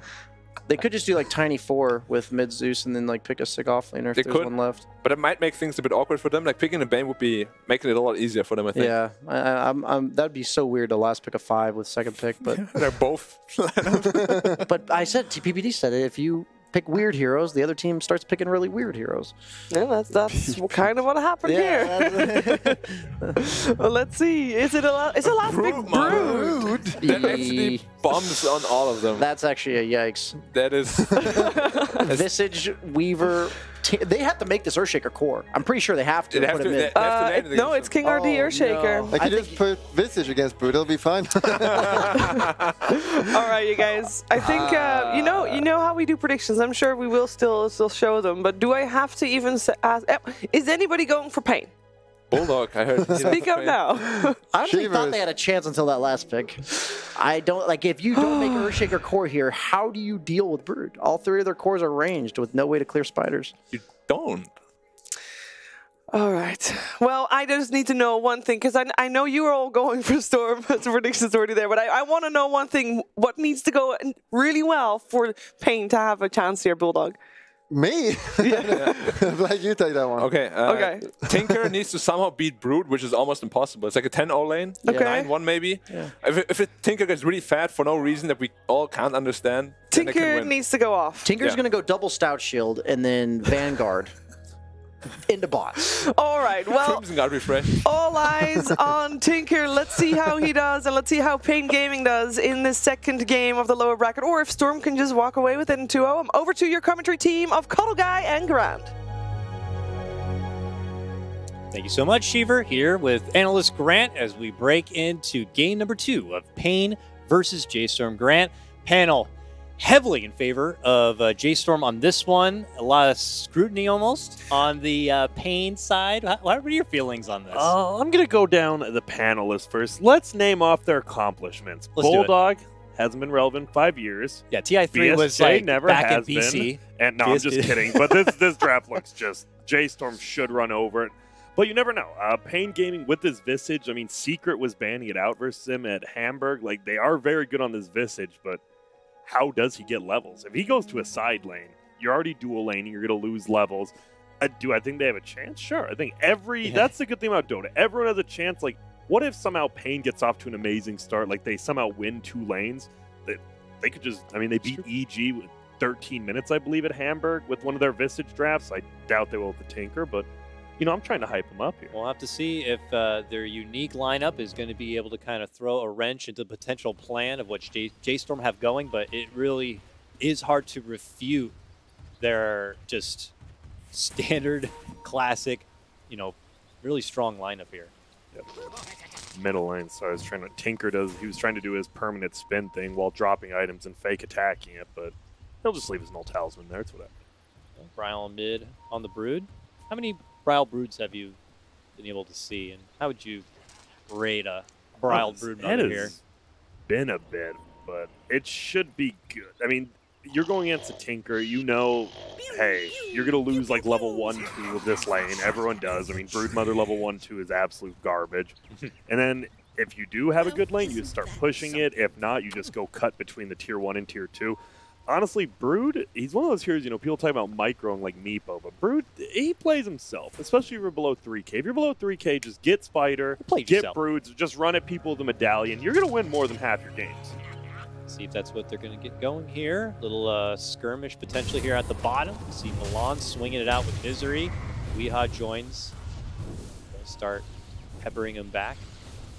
The only interesting thing, so it is going to be the off-lane Zeus with support Tiny and Ogre. I'm not sure how I feel about that. You'll have to give me a couple more seconds to think about it, Dakota. Yeah, you take it in, Grant. All right. 2 bounties apiece right there as the lanes do develop. Yeah, the Zeus Tiny duo here for the bottom lane setup. There's potential for kills on either side, really. Lots of bursting potential, though, on J.Storm's bottom lane. The thing in analogy of Zeus, you know, if you scroll over his Arc Lightning, the nerf it got, which is 80 mana cost every level, actually really hurts him in the laning phase. He only brought 1 clarity, right? It's already canceled.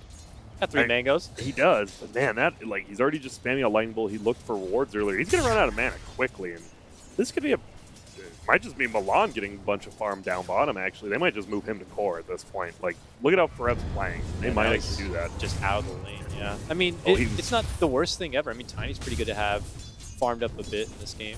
Sorry. Good burst potential against a lot of the heroes on paiN. Yeah, the Zeus actually, he went out of lane to block the big camp because you don't want Elder Titan stacking that camp, getting it. If he gets a ton of damage from those neutrals, it could be curtains. All right. You see Moo up top with that Metamorph already out.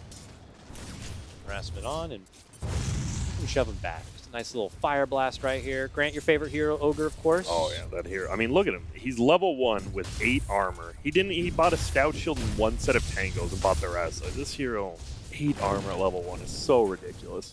I mean, then again, Terrorblade laning with someone who has 12 armor, so we just have the armor pros up top. I know you're big on the no Ignite, more into Bloodlust. I imagine that's got to be pretty favorable in this game as well, right? I think so. I've actually been moving towards Ignite now. Oh, really? And now I'm like, March, please. I don't know, just too bad, especially versus like an Earthshaker, it is so much value.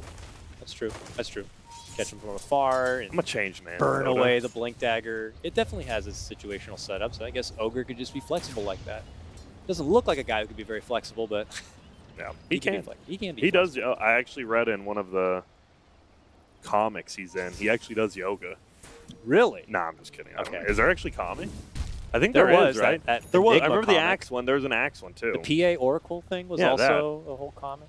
You can't really make one about Ogre. Like, so what does this guy do? I don't know. It blows on a Dandelion and it's dumb. I don't know. Gambles at night, and that's about it. That's about all we can do for him. Here, more harassment, little deflections. March stepping in. He goes to the ignite now, right away. The problem is, like, Visage would have this CS right. He's 4-1. Even middle, he'd have this, but he'd be level 3, you know, reaching to level 4. Yeah. Visage needs levels. He will never win CS in a lane. Yeah. But when he gets level 6, he has kill potential in his lane every single time. But if you're in a side lane, you get level 6, just takes way too long. Yeah, I mean, he's got the solo lane for now. I mean, Misery's trying to give him a little bit of space to work with here. So he can try to get the XP burst a bit. Yeah. Natural order first, or second, sorry, and ET doesn't even go to Stomp. I know they need more lane domination, but Stomp, that's a pretty good skill. I'm just intrigued, because I agree, I think J.Storm way outdrafted paiN, but obviously paiN's not just going to pick to lose a game like they have a strategy with this.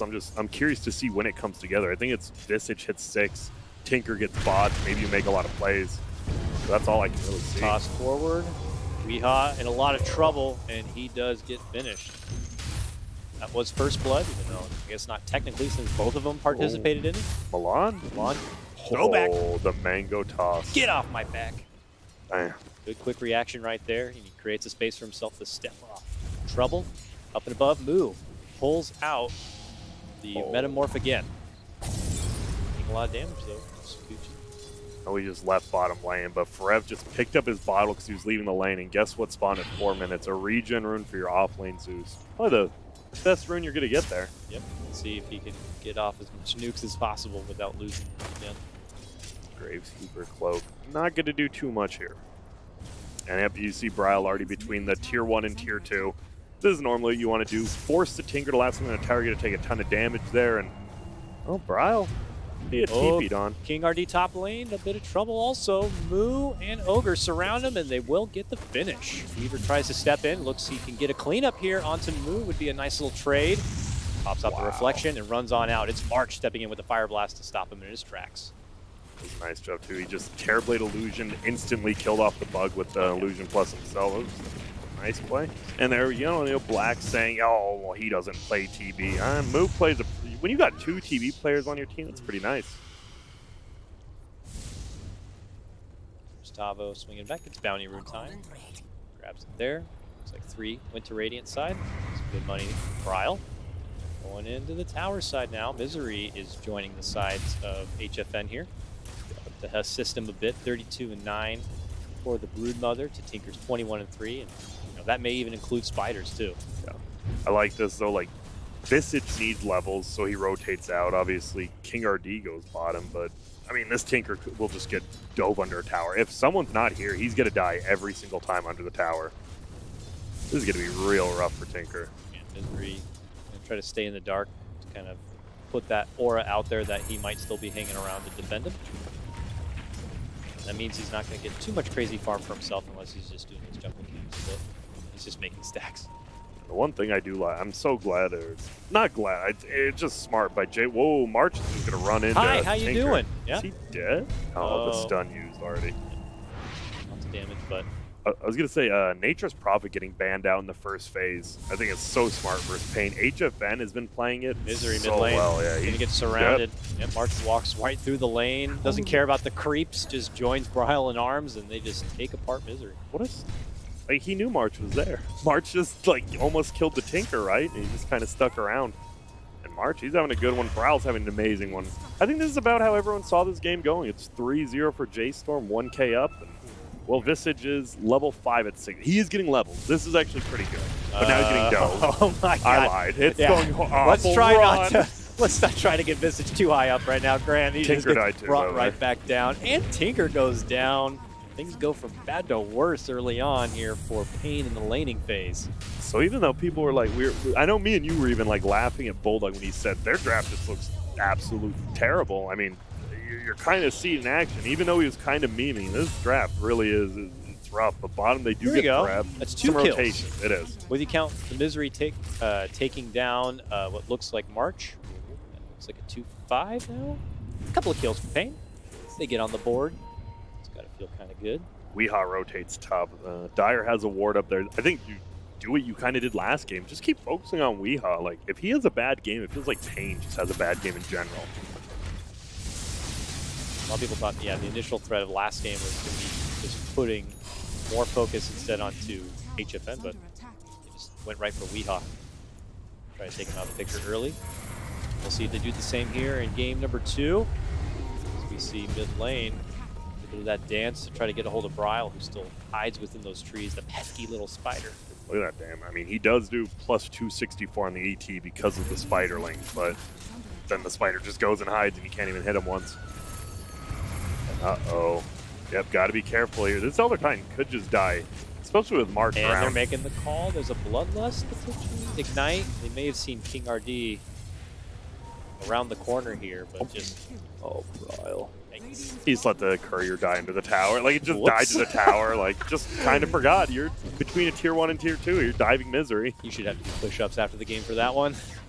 Misery. Stomp to fend him off, but just turn around nuke. Needs one more right click. Brile wants it. He got that? I mean, I guess he doesn't give up experience. Actually, that's completely fine. Brile actually got 3 less gold for that kill than Misery got for killing him. That good old gold equation. The return to taking the mid lane, drops down the march, try to fend off the pressure. Again, they're doing a decent job defending the tower, though. It's taking a little bit of damage, but considering how much J.Storm's been on the aggressive, I think it'd be a little bit more. Weehaw, guess what? He's level 7 now, pushing top. He's the Helm of the Dominator. This is Visage. He loses terribly in the laning phase, and all of a sudden, if anyone here comes top and Weehaw has a nice creep, you're going to die to him. It's kind of like the Brood now. You run to his lane, you might just die. We'll have to see what the answer is going to be, because if they don't have one, Weehaw's going to continue sieging away through that top lane. Meanwhile, we see March under the gun here. Weaver chasing on forward, happy to taunt his way through, and does get an overkill. It feels like J.Storm, they didn't like see this lane swap coming. Like, Weehaw just went top, took a tier 1, damaged a tier 2, and now he's just farming the jungle. And they haven't really reacted. So he could swell up quite a bit. When you're playing versus paiN, you get a Nature's Prophet or a Visage on their team, you never know. Your base might just get taken in 20 minutes. Lots of damage on the Weaver here in the mid lane. Spiders chunking him down. Still has, of course, the time lapse, but you know, Brile's a little bit of a beast himself here in the mid lane. They have trouble attending. Almost a full diffuser. Do you like this Brood more than the old Brood? Do you like the Invis Brood, or do you like this one more? I like this one more. Oh, by the way, Forev kind of stepped up against Weehaw. Probably not the best idea when he has HOD. Yep, he gets the kill. He'll die too. If you get the burst, it's worth it. They are chasing also on the Milan in the bottom lane here. Tavo and King RD. Milan toss them back, but as you can see, Tavo will eventually catch up. Take him down 6-7. Not as devastating as it first started for paiN. This is great for, I mean, they're losing their middle tower, which isn't great, but the rest of it, like, right, Weehaw died, who cares? His birds lived, he got the kill on Forev, they get a kill bottom, and that was a metamorphosis by TB, just to get a kill on the Visage. And he's not going to get anything else out of that but a little jungle farm.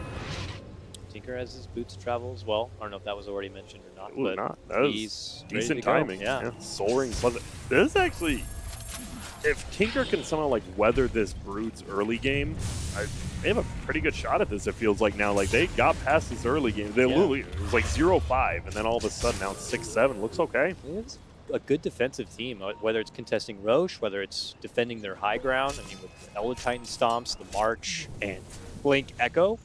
I mean, paiN are not going to be easy to just close out. Sure, many may think their draft is just hot garbage or whatever, but as they're coming online, as they're getting levels and resources, yeah, they know how to play it. You know who likes trash?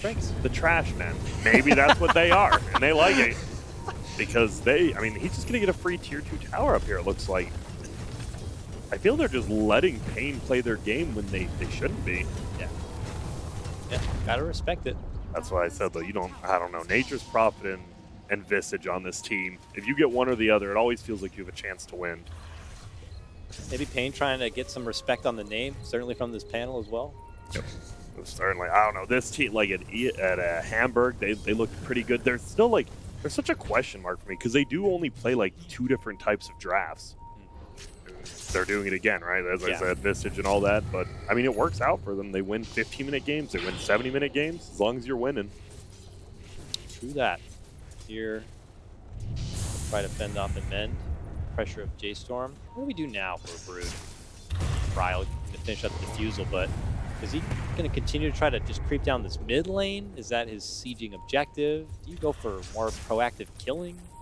Feels like versus Tinker, it's harder to go to the side lane. Same with Visage. If Visage does get like a bird stun on you, even as Brood, you might just die. Yeah. I think he just has to sit middle and like control the Radiant side of the jungle. He's going to get slept. Is there anyone here? There's ulti. With there the is. Ulti, this is a lot of damage, but okay, good slowdown with the Zeus stepping in, Milan, March, and company. Reinforcements are here to assist Bryle in need. Oh, wow, Tavo just lived with 5 HP and then got his ulti up. Now he's chasing someone down. He is trying to slowly wither away onto Milan.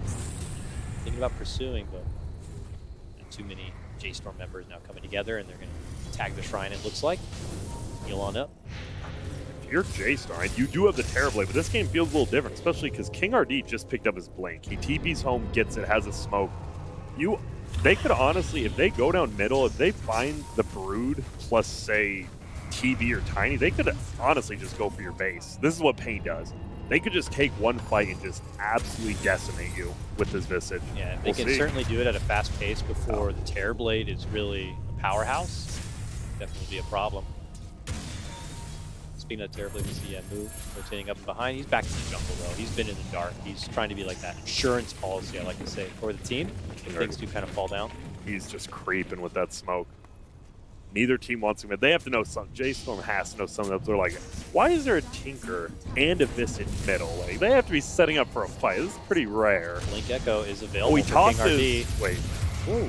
He tossed him in. Nice job. That was the Tiny. The Weaver went on Tiny. He doesn't even blink. He just went on him, and then he tossed him over. Over to the mid lane? Dies. Yeah. Wow. That was not thought out too well. I mean, Toss range is so good. This is still fine, though, for paiN. They're completely okay. They get the tower. The Zeus, like, their main spammer's down now.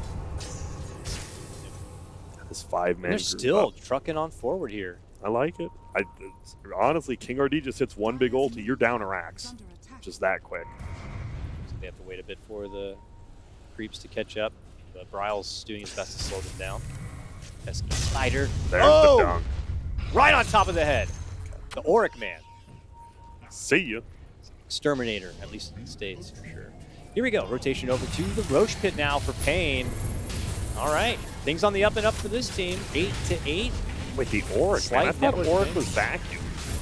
You might be right on I'm pretty sure. Yeah, Orkin. Yeah, because I know the Auric, man. Because we think he's like a drug launderer, like where we live. Because like they've owned the same building for 20 years, but no one goes to the shop, so we just think it's a front. Unlike King RD, he is not a front. He is all muscle, all gaming. Well, they have an Aegis and a Solar Crest now on Visage, and like he's almost unkillable, which is insane. I mean, 1.3k HP on the Visage, the Gravekeepers, plus that Solar Crest. I can't believe they got out of the laning phase this well. That's the biggest thing, because I agree. I'm pretty sure J.Storm's draft was better, but I thought they should have dominated the lanes, and they just didn't.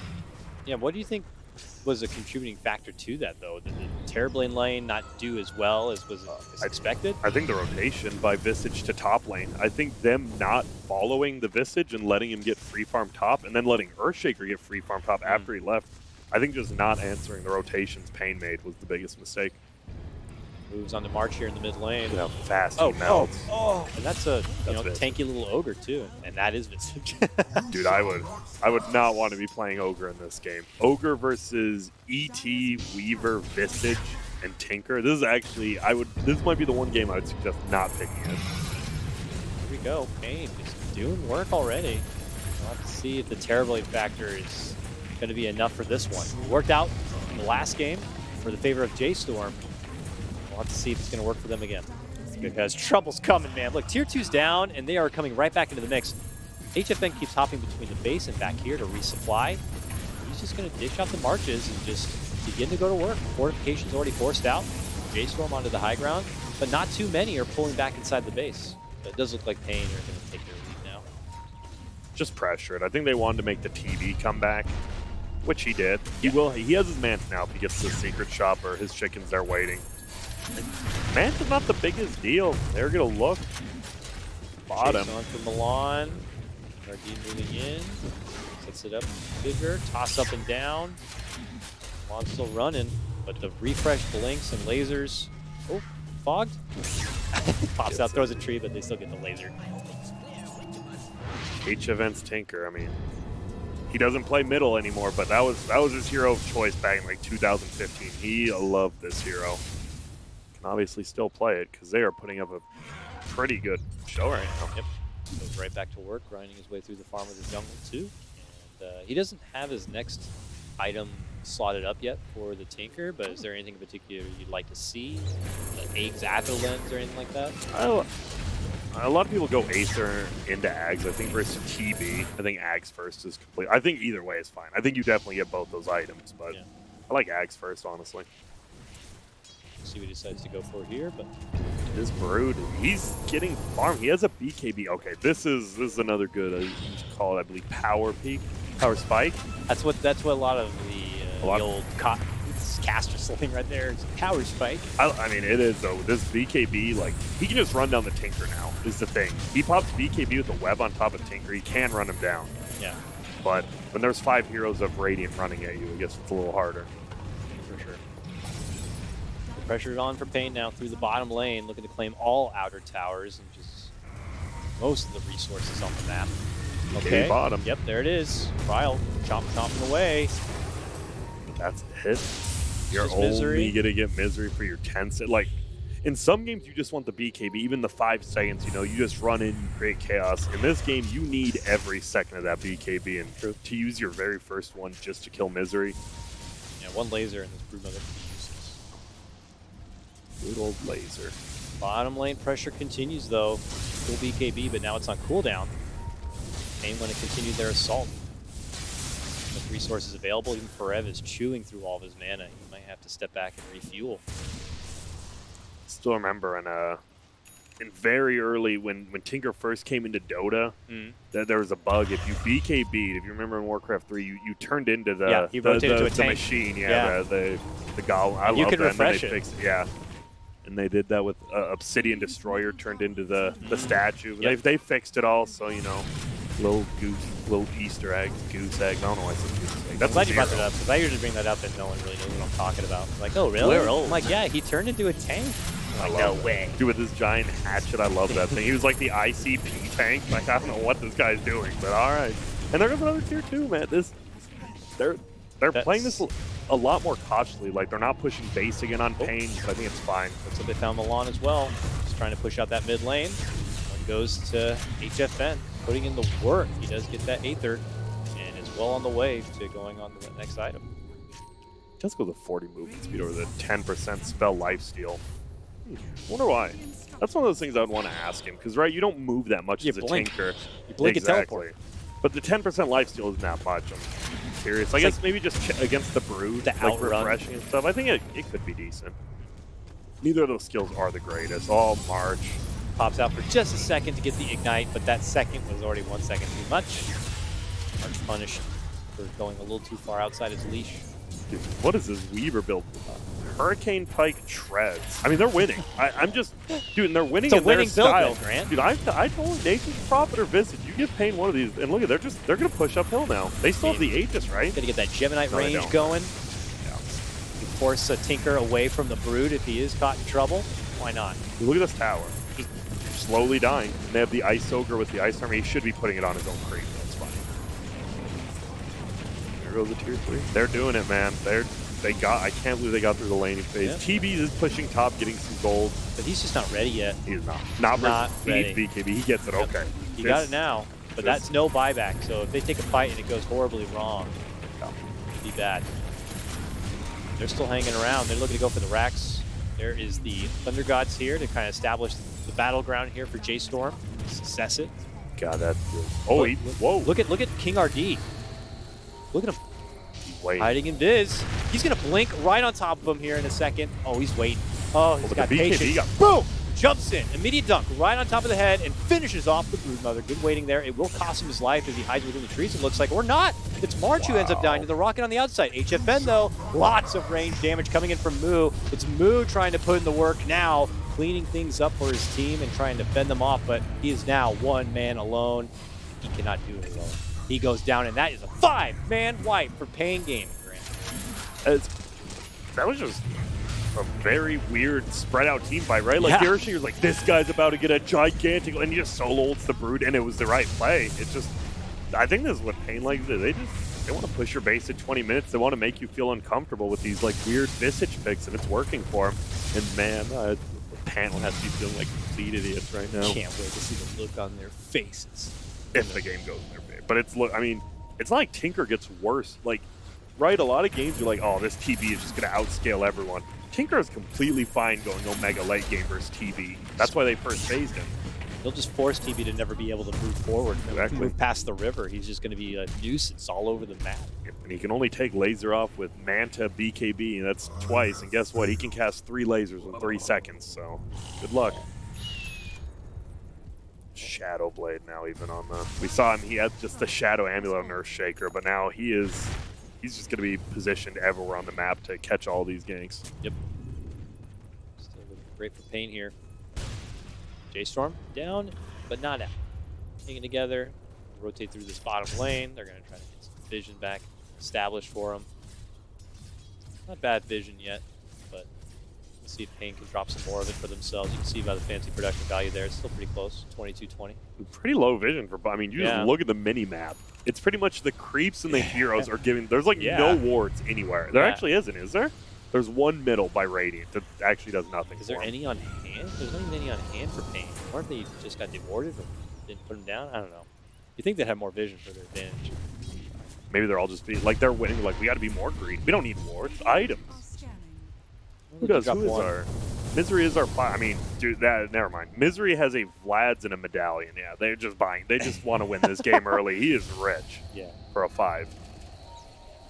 All right, looks like stalling things out. Roche is up. Misery spots it there. And paiN take the rotation back that way. Smoked up J.Storm, though. Let's see if they scout out. Consider a possible contention for it. Because it looks like they are going to work inside that Roche pit. Let's see if J.Storm will just take this time to kind of move everywhere else or do something about it. Look, they just say it so quick. You have the Medallion on Roche and then the Solar Crest helping your team tank it. Bugs as well. Well, that was easy. Yep. Roshan. Yeah, it happened. And now J.Storm have to fight against an extra life on the side of paiN Gaming here. Once again, TB bought out his Dragonlance, no buyback. I mean, the thing is, right, who cares about your buyback? At this early in the game, like when you're 6 slotted, even without meta, you're useful. At this point, if you die and meta's on cooldown, it doesn't matter if you have buyback. It's like the Lycan thing. Yeah. That hero, I've been hearing some carry players say they think that hero is a little underrated, but I mean, if no one's picking it, we'll never know. Yeah. It's underrated, but I'm not. You won't see me. Someone else will. Somebody, I don't know. All right, paiN to the top lane. It looks like here. Oh, 3 birds, by the way. He just picked up his Ags on Visage, and then you get the Talon as well at 25. That's 4 birds. That's quick, man. Fending them off, it's just Storm kind of taking the scraps of food and farm that are available outside their base, but for the support staff, they're mostly hanging inside that base, just counting down. Maybe a blink toss in, some cheeky play could they gotta do something, but because if they let this Tinker just get up his March spam before they siege, you can't fight into it. Like if he gets 3 or 4 up before they get some sort of toss, I love the aggressive glyph. Yeah, aggressive glyph to ensure that their creeps are going to hold strong moving inside, avoiding all the lightning burst that's coming out now. Able to get the time to drop these marches, and the siege is on. This tier 3 really doesn't stand too much of a chance. Bryle's outside. BKB already popped though. Not really much of a defense to be able to offer here. Just there's the toss. Okay, man. there it is. But it's on the worst guy you could probably find. Lots of defensive capabilities here. They're going to be able to burst him down, at least just to get the Aegis.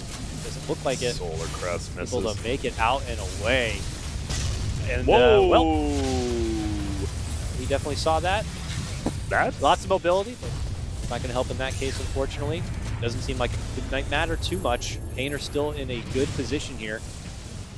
They siege away onto the rack. The buyback is going to be forced out. You know you're having a good game when Earthshaker just completely whiffs an ulti and you're still taking a melee rack. Yeah.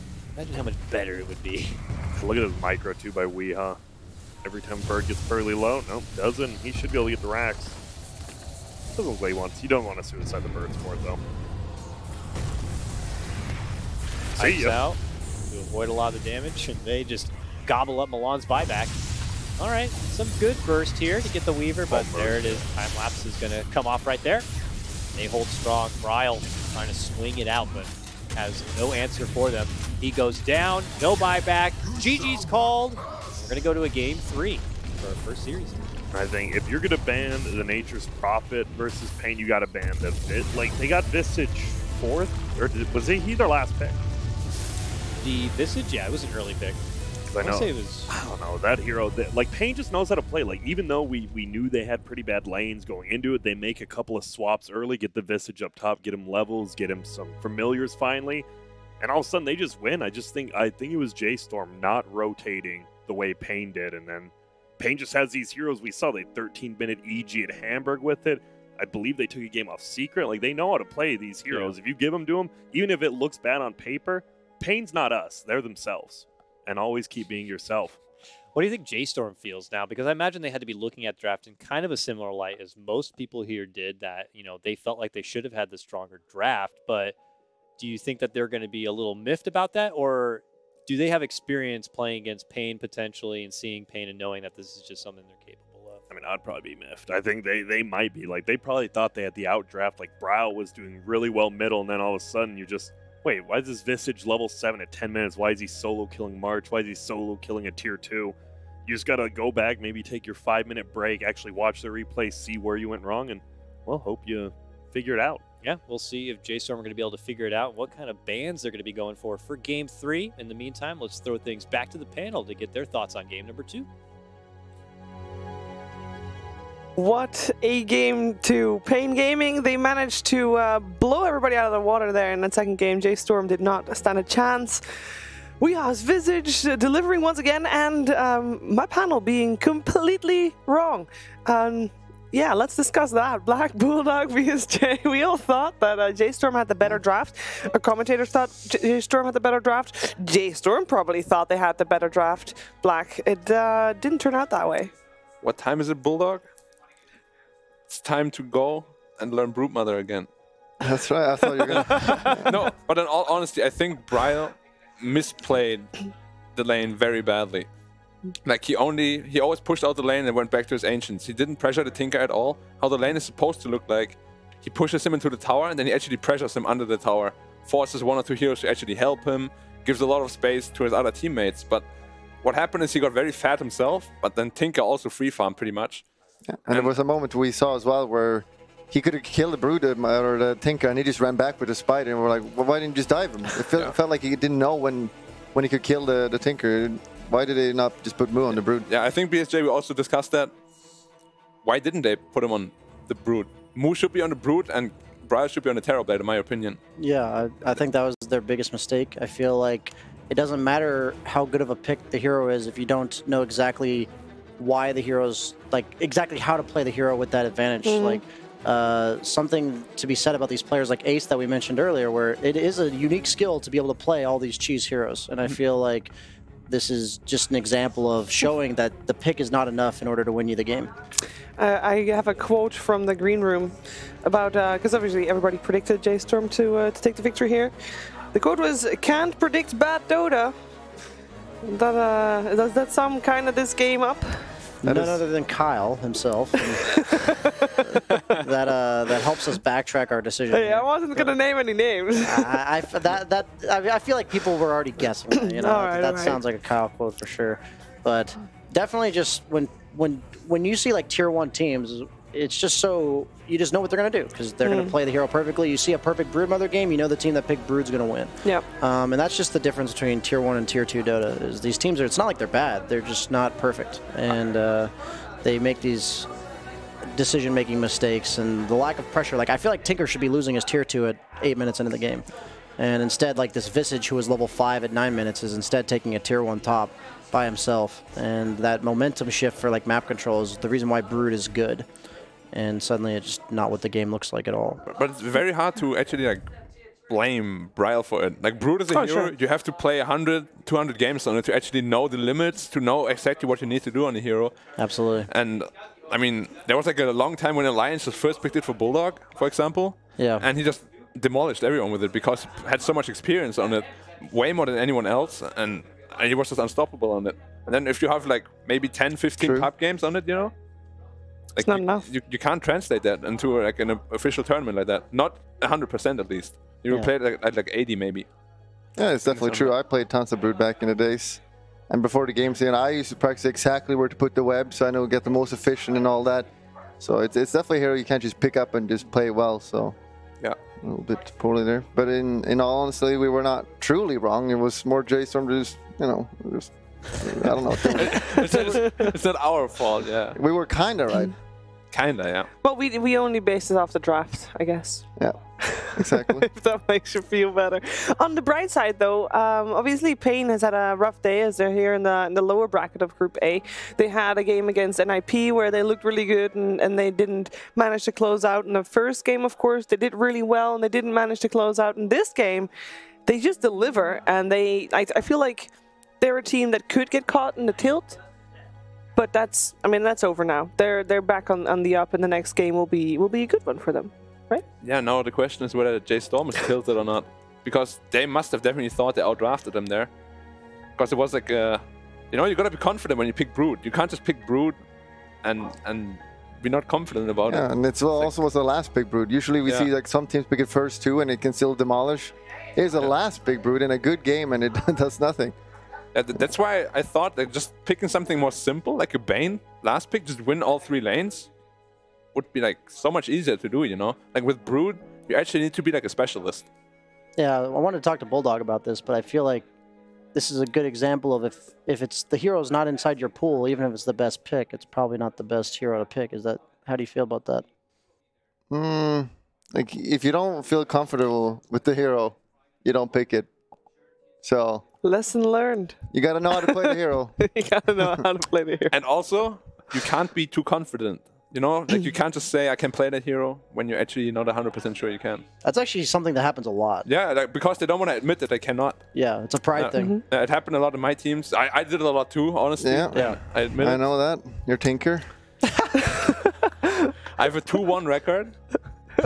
Oh, sorry. He's talked about that one. 66%. He's lying. But I'm pretty sure everybody knows what I mean. Like even in like you play with your friends and like I think this hero is really good. Can you play it? Yeah, of course. I can. Sure. Yeah, I can play me. Played it a couple times.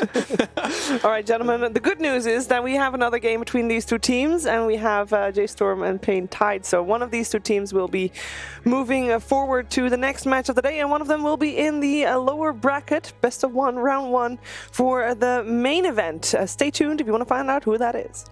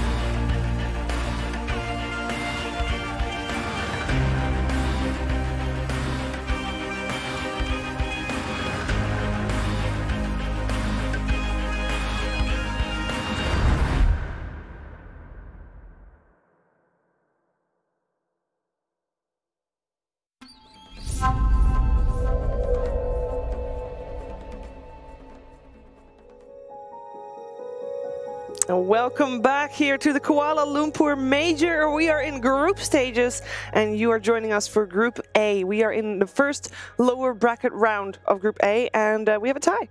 paiN Gaming and J.Storm are 1-1 here to decide who is going to be going to the best of one lower bracket and who's going to play the decider match later today against Ninjas in Pajamas.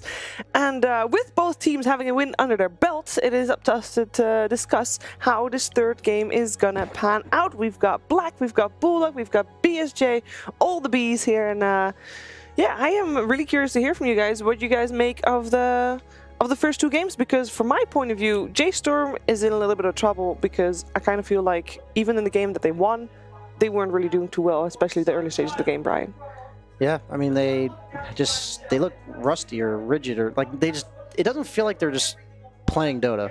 Like it seems like everything's a little overthought, overcomplicated, and that always makes things more difficult. So I just hope that, I honestly want to see Moo on a less farm-oriented hero like he was the first game. And I think that's fits their natural playstyle a lot more. Anything to add to that, Bulldog? Yeah, it feels like NA Dota is basically what he's describing here. But we'll see the bans now. They need to switch it up a little bit here. Yeah, the draft has begun. Yeah, are they going to ban their comfort heroes now? Because they feel they're picking Tinker first too. It's going to be a little bit scary. Gotta go back to Undying or Spirit Breaker. Yeah, if you don't win, we'll just pick first too. Yeah, I mean, you can. You don't show much. I wouldn't mind J.Storm going for the PL first round instead of Terrorblade, because it's not as bad against Tinker. So it's good against Visage too. They only picked Tinker because of the Terrorblade, right? I'm saying that it's not. Yeah, but I'm saying there's no natural second pick of all the heroes paiN likes to pick that fits against the PL. Right. Yeah. That's what I was trying to say.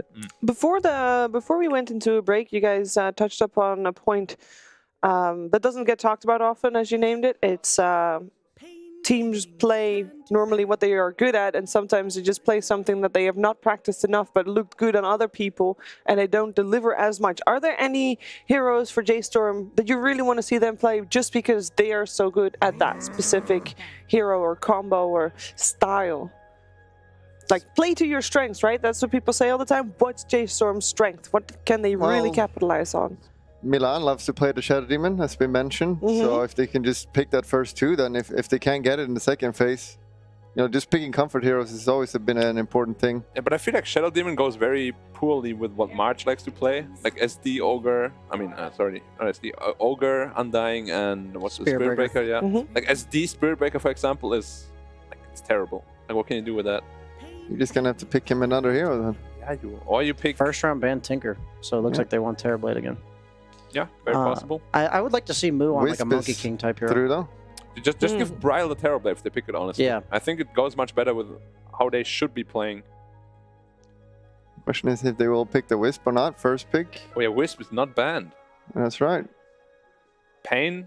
They're thinking about still it. in the pool too, though, so they have to factor in the Morphling pick if they pick Wisp. There is no Weaver to counter IO, so they just pick it up. So almost certainly Morphling in order to deny pick the Gyro. They're still going to probably pick Gyro even if the Morphling gets picked. But how comfortable is paiN with IO?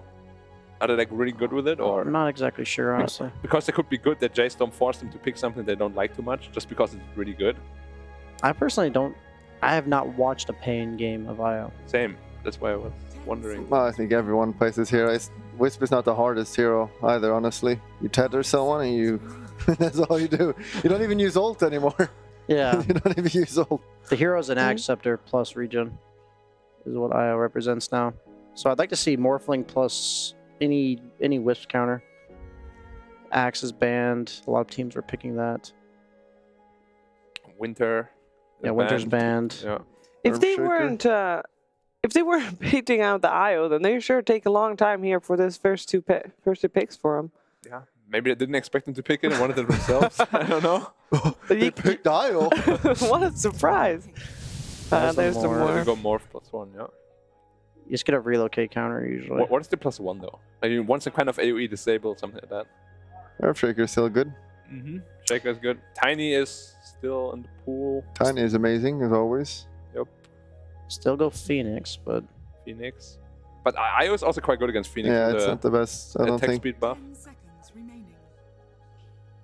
I just want to see a different hero with IO for once. What would you like to see? Even though it's not good, just like what's your hero you want to see with it?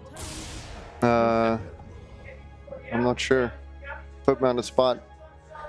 Alright, let's talk about Enigma first. Enigma, good hero against IO. Also against IO Gyro, one of the better laners, I think. Relocate's basically not a spell for the mid game, just because of the Enigma. The Relocate's like such a wonky spell to use now that any hero like Enigma that has the time to set up on it. And laning is tough. To take away experience from the IO, who's already kind of XP starved. Usually you dodge when you have like an IO Gyro. Yeah, you have to. You'll put him off lane. Yeah. That lane is terrible for the IO. Against Enigma? I mean, IO Gyro against Enigma, they don't like Don't it. they just kill the Eidolons? I mean, it's not that easy. And they get denied a lot of experience. You click E and you kill it. Ooh. So they do go tiny. It's good against both Morphling and the Enigma. They might just lane the tiny against it to kill the Eidolons. Yeah, that's good. You used to be an old hero with IO, but since you don't get a free axe for tiny anymore, it's not the greatest. Yeah. It's just a lane thing. They'll give it a partner, I assume, after in the second round. They could also still throw this tiny as a support. Could they not? It's usually position 4 IO, is it? Yeah, it's true. Yeah. King RD is normally the one playing the IO. Yeah, and then Some teams have done position 5. I think something like a paiN would be really good for paiN. Like a setup for the relocate, a good hero against Enigma as well as Morph. Yeah, that's generally banned. Is most often banned when you have a first round IO. Yeah. Silencer has not been banned either. It's good for both teams. Cancels relocate. I also like Beastmaster a lot with IO. I feel it goes really well together. But we have not really seen Beast at all. I think that would struggle against Morphling in the lane. Like I don't think it's as powerful in lane as it used to be, just because all the nerfs to Beastmaster and then Morphling's like pretty decent armor once he gets a couple levels. I'm sure they'll just pick something like Ogre for J.Storm. Like they'll just pick some melee hero for March again. Yeah. Do you think SB could be good against IO? Or I feel like it's one of the better heroes against IO from his like pool. Who? I can see that. SB, because you can kind of like mark them down, because you kind of want to split the map all the time. I would not mind an SB pick. They're thinking about banning it now. We banned Undying. Do we ban also SB. ban Spirit Breaker? And they have Ogre Magi. I feel like you don't use a ban on either of those because they're both like similar. Yeah, I'm fine with that. I feel like both of the heroes are fine. So if they have 2 heroes that are fine, you shouldn't ban both, like one of them. Yeah, I agree. paiN. There is still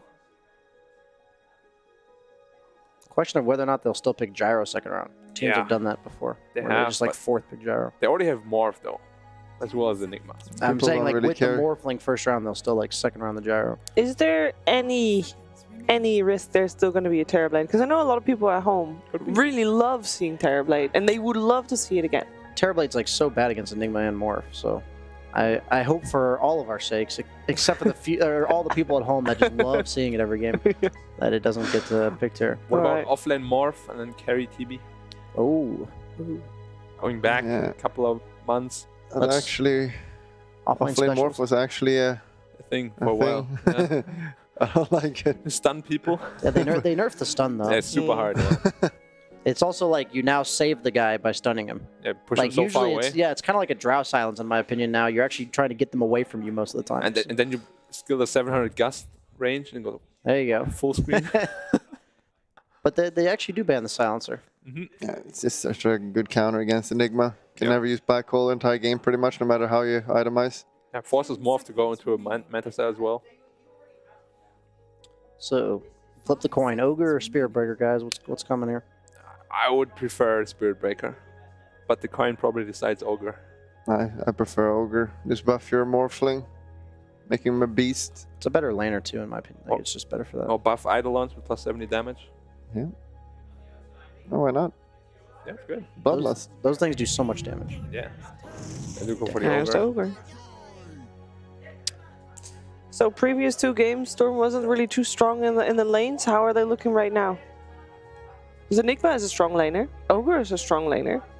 Morphling is Morphling potentially strong. Morphling is decent. super strong sometimes, depending what lane he gets. Yeah. But he can also get smashed by certain IO combos. Yep. 10 seconds remaining. Hmm. Do they hear OD? I Good question. I cannot imagine them not hearing it because it's so, so loud. Oh, D's getting intense over there. Yeah. Well, let me look over real quick. Ooh, it's sweating. Ooh. Rubik, we've seen this counter before. Secret did it. Yep. Was an obvious counter against Enigma, but they Secret.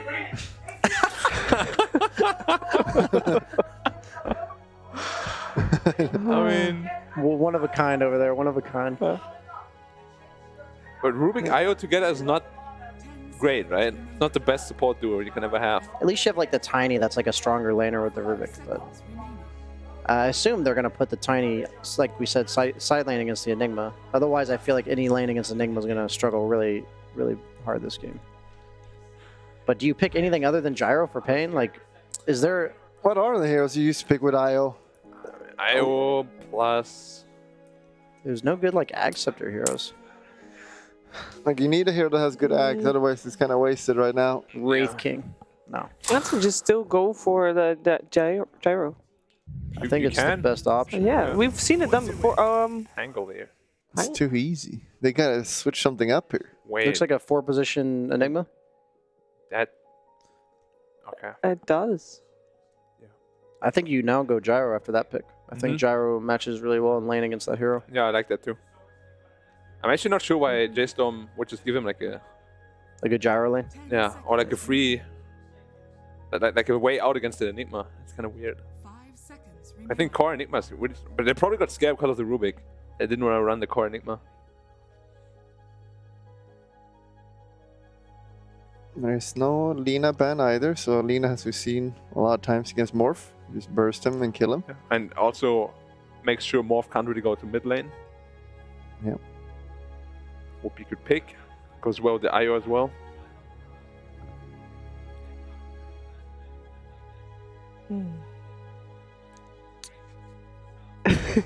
For people wondering what It's a great choice. Fogged and Owen are shouting about, there's TNC versus Team Master on the second stream, so you can open another tab and watch both. If you can follow both. What about Bloodseeker? For paiN, Yeah, is that just crazy? I mean, it's okay. And Bloodseeker IO is not bad. What Double happens? Rupture. What happens if Bloodseeker runs at 800 MS and you get tethered? Are you 800 MS on IO too? Yeah, they're both. guys even They gonna be get able to keep up? 14%, and then you Super get speedy. But Wisp is gonna like misclick and like run out of. Oh, IO Luna. That's another one we used to see. Actually, We spoke about the last game, but they couldn't pick it because of the Terrorblade. But now that they have a Morphling, it's a lot better. Yeah, do we like this Luna? I like it better than any other option I had thought of. Yeah, I mean, there's either Gyro or Luna. Luna Axe is really strong this game too. Can probably burst down.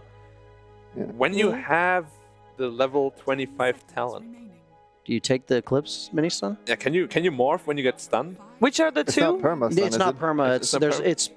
It's 0.25 stun, 0.3 in interval. Can you guys tell us what It's lifesteal, the other one, I think. level 25 ones are? Lifesteal? 25%. 25% 25 lifesteal or the lifesteal. Eclipse mini stun. Eclipse. Okay. Both are pretty mediocre, Is it honestly. Eclipse or is it Lucent Beam?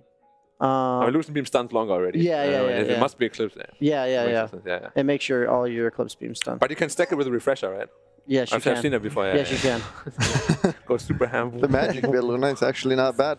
Yeah. But I wouldn't be surprised if he goes for the mini stun because you have the IO for the sustain once he gets to that point. It also makes it so Pango can't like channel his ulti. And if it gets there, of course. It's I mean, quite it's a late in very the game. relevant thing though. Usually Lunas with an IO will eventually get level 25. Yeah. Okay. So we're missing for paiN. We're missing. We're missing both. It's VF versus Brow for the last two picks, right? It could be a mid tiny as well. It's something that a lot of like Weehaw plays a lot of tiny. Sure. It still and- looks like a Lina. Ban the Alchemist. Lina just looks perfect here, in my opinion. Alchemist Lina. Morphling would have been so greedy. TA's in the pool still though. Yeah. Mm-hmm. Well, what does Bryle like here? I mean, I want to see Bryle on the Morphling, but picking Morph middle could be quite risky. I mean, I guess it depends on what paiN. I wouldn't mind seeing like a Brewmaster for paiN. For paiN, yeah. And then a tiny mid. Yeah, something that just goes in. I think you'll have all the farm in the world that you need on this Luna, so you don't need any more farmers. Then they can just put Morphling mid as well, though, and kind of smash them. That Yeah, is indeed a Lina. So the Lina that denies the Morph middle. But the TA is in the pool. But I actually think it's really good to do that against Storm, because I don't think Mu is very good on these hard carries. Like, he likes active carries much more. And if you force him to be on a Morphling and Brile on a TA, that would be really good for paiN, I think. I've seen him play Morphling. It's not bad. I mean, it's not terrible, but I feel like he doesn't feel very comfortable on it compared to his other active heroes. There's like no way. I mean, based on what they picked last game, where they picked this like lane dominating Brood, but I know Brile actually plays TA. His like, TA is really good. Yeah, he plays a lot of TA. Yeah, I've seen his TA a lot. And it's good against like Luna and stuff too, because she spends a lot of time farming early game with Mask of Madness, and you can scout her with traps and put them on Ancients. Yep. You can get rid of Refraction fairly easy though, and Tiny breaks it instantly with his Avalanche. Yeah, it's just one of those things where TA, I feel like, outpaces paiN's lineup. Okay. Like, it'll win the lane, and then Luna and Tiny take a little bit of time. It's a Kunkka though. Kunkka. It's a lot of team fight. It's nice against the relocate. It's nice against like the mobility of these heroes on paiN. Mm-hmm. Looks pretty obvious who's going to win.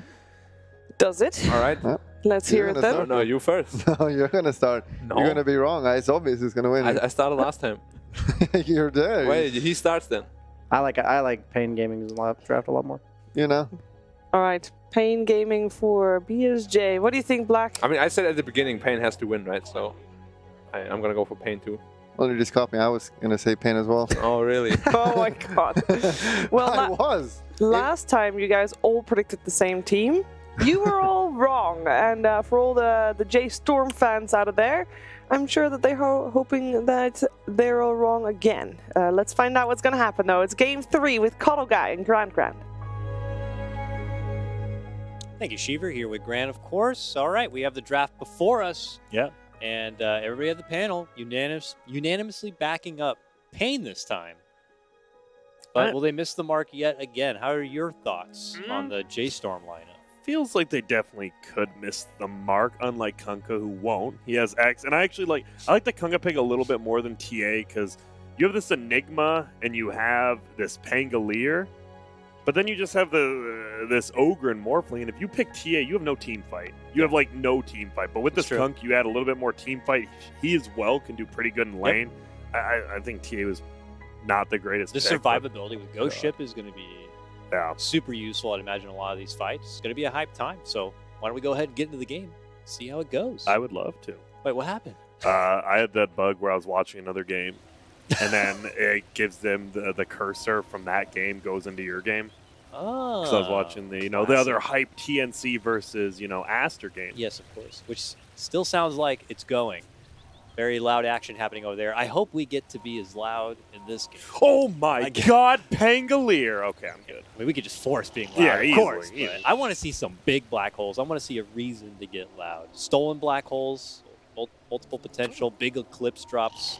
Got Tiny with the burst combos, Lagunas. There's a lot of action in this game to come. If we're in, like I already said, I think J.Storm, they have a better draft with Kunkka instead of TA, but I'm nervous about this HFN Luna. Oh, sorry, the hiccups. He is an absolute monster on this hero. He will, I mean, we saw Troll, right? He was he was 7,000 gold up. And on Luna, you farm even quicker than the Troll. Like, and his farming patterns on Luna are just absolutely insane. So, I'm curious to see if they shut this Luna down or if they just let HFN free farm like his Troll. Yeah. HFN has definitely had quite the farming series already. You mentioned the Troll, the Tinker previous, and now in the arms of Luna, he's going to really have a nice cascade of different farmers to be able to show off with. And the bounties are going to be divided, what looks like down the middle, 2 apiece on this one. And as the lanes kind of get formed, we'll be seeing, of course, Lena, as the panel predicted in its matchup, in that mid lane. But it's going to be against Kunkka. Yeah, I think the only other weird thing in the lane is IO Tiny top, so it won't be the IO Luna bottom. It's going to be Rubik and Luna bottom. A little bit different. Rubik can definitely do a lot more harass, especially with that level 1 Lunar Blessing. The 14 extra damage, Rubik's range is pretty damn good. Yeah. But then you just verse an Ogre who just smash. Yeah, I mean, Rubik can do some poking right clicks, but that doesn't feel like there's a whole lot of like telekinesis synergy for like good setup kills in this bottom lane for now. So if they can survive and hold out and Luna's able to kind of get some respectable farm, I would pretty much consider that a W for paiN down there. I didn't really think of Forev as a Pango player that much, and how they picked it is like straight up raw picked it forth, like not really counter anything, whatever. I mean, what would you say is Forev's best here? Marana. Marana? Marana by far. Really? I think his Marana when he was on War, even now on J.Storm, he just solo carries games a lot of the time. It is insane. Harassment we see on the Misery forces him back just a bit. He's got only one more Tango to work with here, though, on that Rubik. He's got to be careful of the extra heavy harassment coming out from the Bruiser, Ogre, and company. As Moo could just suddenly get the level in the waveform and just dive forward and grab him a quick kill, let's say. Yeah, that's what they're nervous about. They can't give away like this range creep for free. If Radiant does hit level 2 here quicker, they're just going to instantly kill somebody. In middle, what is going on there? It's pretty even 5-4 versus 5-2. Brile versus we haven't really seen too much because last game it was HFN versus Brile, and that was just an odd matchup, right? Broodmother versus anyone doesn't show really too much. Player skill-wise, I mean, who would you get in this one? Brile's kind of the young up-and-comer. Weeha's like the class veteran at this point. Yep. I think Brile has improved significantly. Like, my biggest thing when he was playing the European qualifiers was his laning phase was pretty abysmal. Not even told him that. But he has definitely grown. Like, he's good late-game decision. He's become a lot better laner. I mean, you give him another 3-4 months, I think he's going to be an outstanding player. Yeah, who knows? I mean, you need time. You do. 7.2 could be his patch for all we know. Exactly. It's always going to be something to kind of look at in the horizon that could change the game dramatically for a lot of teams. That's their comfort heroes suddenly come into play. It definitely can play a part. I mean, there's definitely things as patch players, and if it's a good patch, I mean, a lot of people, you want your patch to be a TI, you're like, oh, shoot, this looks pretty good for me, all right. I'm glad you went with the safe option there. Obviously. This is a child program after all. It is. Morphling, man. This hero, it just feels weird, right? When PL, TB, and Morph can all be first picked, and it's not considered odd. So you know carries are good. And King RD, he's getting worked by these Eidolons, but he'll just fly away. Low ground he goes. Kind of joining inside of Weeha right here. So I just realized, I understand that IO doesn't have a turn rate, but I feel the Companion Cube IO should have a turn rate because he does have sides and he should have to turn. He's not a ball at this point. It's true. It's true. I mean, he kind of looks ball-like and it rotates like a Rubik's Cube, but even a Rubik's Cube needs to turn. So yeah. Where's your logic, Valve? Get on it. Get on it. I love logic. Not the rapper, he's garbage. You didn't like the... Oh, wait, I can't remember what his song. I don't want to cry anymore. Oh, the 1-800. That song's good. It has a good message, and that's what matters. Oh, that's the best part about Kunkka. Just in game, right? You don't have to waste anything really, right? You can X mark, go back to base, fill up your bottle. It's pretty good. It's a great mechanic to have for your core player. So. Oh, bottom. He wants to save the room for the Lina because March comes and scouts. That's one of the big things. You need your supports, but he's going to die for it. And it is going to be HFM picking up that first blood. Ready for Luna. Brile's probably like, that's fine. You gave up first blood, but you didn't give the Lina the rune. Honestly, Brile's probably super happy about this, but I'm not sure the rest of his team is, and especially since Pango's dying up top. Tao got very low, but Pango gets finished. He'd been low quite a few times there. Milan's hanging on the side. Can he move in for Tavo? Yeah, got it. Canceled that sound. Nice. Actually, he might kill him. No. Thought there was one more. My bad. All right. This is a four position Enigma, and then you see Forev just kind of whiffs his swashbuckle there. Man, this lane, it's going pretty well for J.Storm. Enigma is just doing, I think we saw Secret do this. You just deny the range creep and then go jungle with your Eidolon bottom now. Yeah. A little bit of trouble onto HFN. They're picking up that first blood. It does look like they are trying to get a bit of redemption here. Can't quite pursue and go for the finish, though. J.Storm having a little trouble trying to clear their plate. It feels pretty rough right now for J.Storm too, because his middle Brile is getting work. Even though he has that X, teleport, bring it back, he's still having a little bit of trouble with his Lina has 10 denies. Yep. Weeha is definitely polished on the Lina. His years of play so far.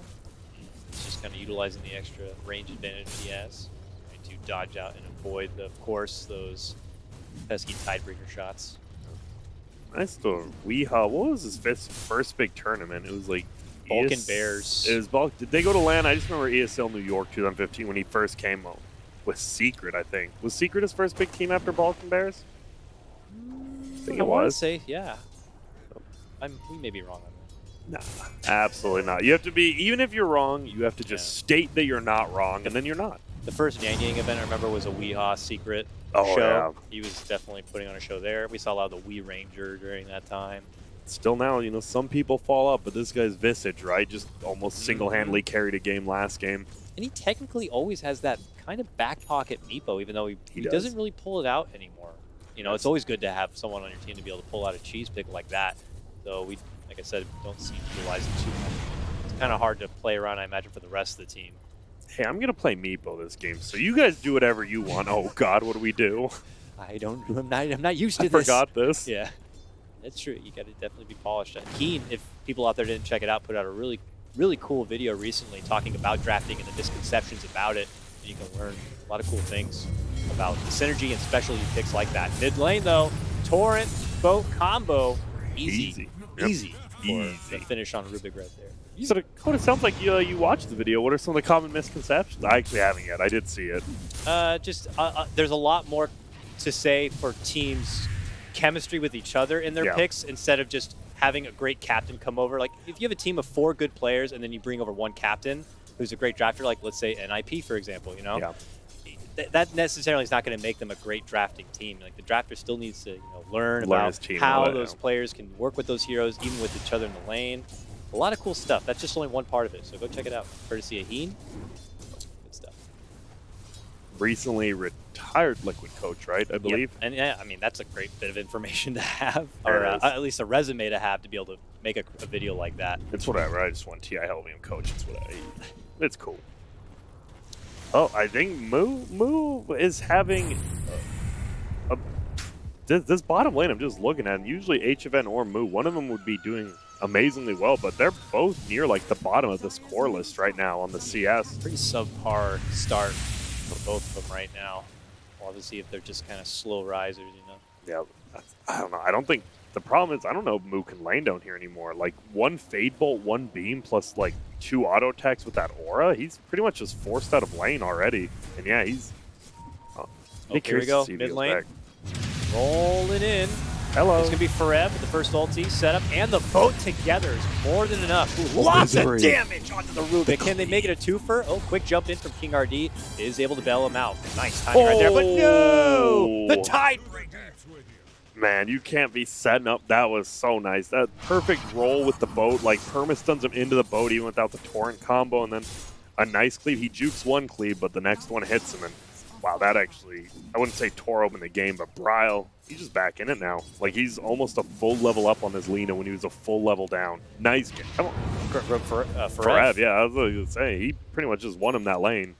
Great rotation over. While that happens, Enigma gets a little bit of solo time in that top lane. He's level 6, goes right for the black hole. Doesn't really have a way to get good maneuverability into setting one up, but it is available. And yeah, as everyone says, Grant, Enigma, the biggest fear is just even the black hole factor. Even just having it will make a team play very different. The only problem, though, is that you are versus the Rubik. Very true. It is a 5 Rubik, which, I mean, there's not a bit, right? He can always steal the same amount of spells, but he's not going to have that Yules as quick as, say, someone like Yapsor does or something like that, because he's playing that 5, he needs to buy the ward, but can make it hard, but Black Hole's so easy to steal. Because he's channeling it, and you just steal it, and you can't cancel it. Okay, top lane, Rev. Now on the other end of the gank this time. Has stun. Being chased. Bravo.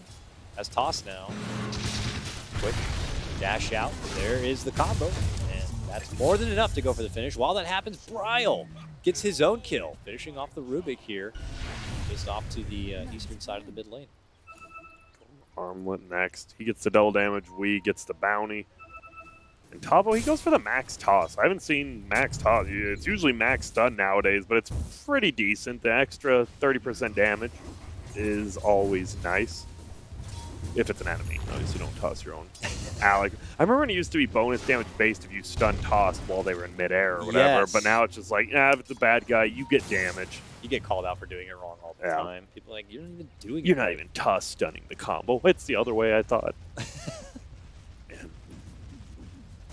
I feel like this middle lane, if Lina just leaves, Bryle can actually take the tower, especially now with that siege unit there, and he has to be careful because he'll just get killed again. Yep. And do they have a ward? Yeah, Dyer will see it, but he got just it. Instant X right to the bow.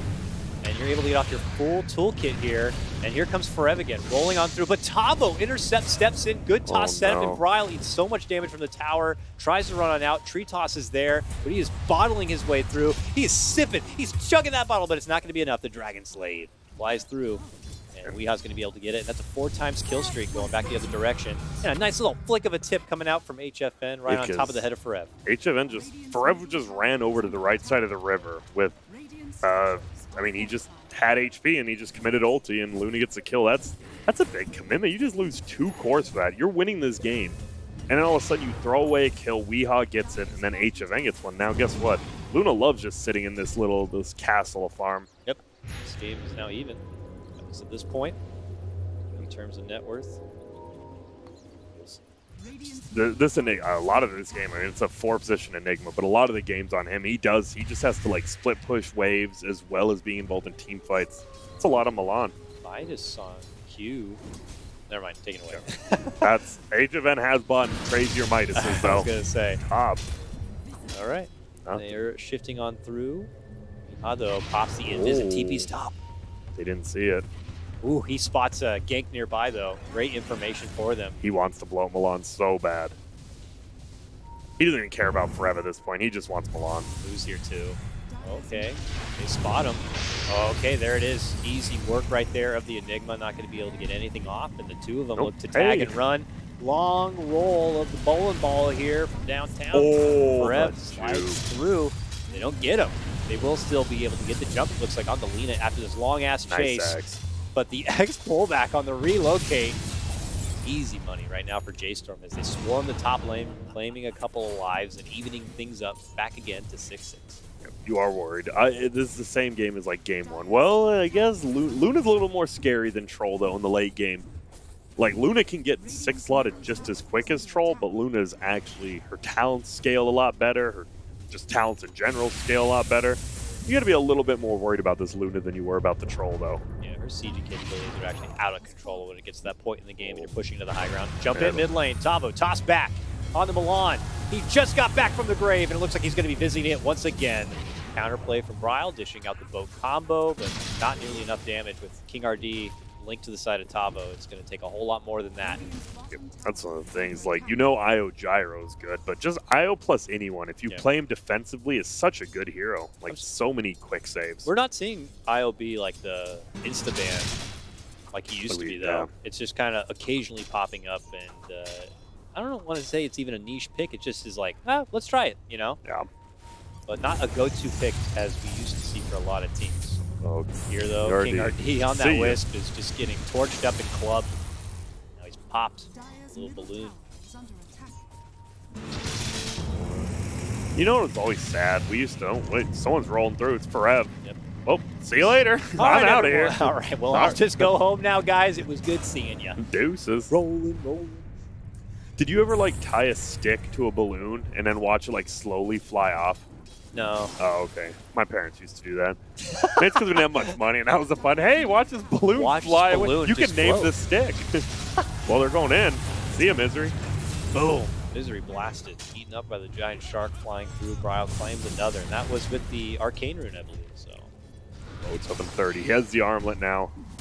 God, Armlet, Kunkka, obviously with the boat rum plus Armlet toggling, the amount of just damage you can absorb is insane on this hero. Yep. Looks like this should be a tier 1. Jump in from Tavo, though. Are they going to be able to snipe a kill and possibly the deny? Well, they got the kill. The deny, not quite. Oh, there it is. That's a black hole on the 2. Milan gets the first one out, and it's a good one. Just times it perfectly to get the tower. They get that. Wait, Misery. Boat's up right now. Oh. He gets X'd. He uses X. No, boat's coming in. I don't really know what's going on, Metal, but something's happening, I think. They're just dancing with each other's spells back and forth. Oh, he X's him again? Wait, why'd that not work? So Rubik X'd him, pulled him in, and then he X'd himself back, but it didn't actually pull him back. I think that might just be a bug.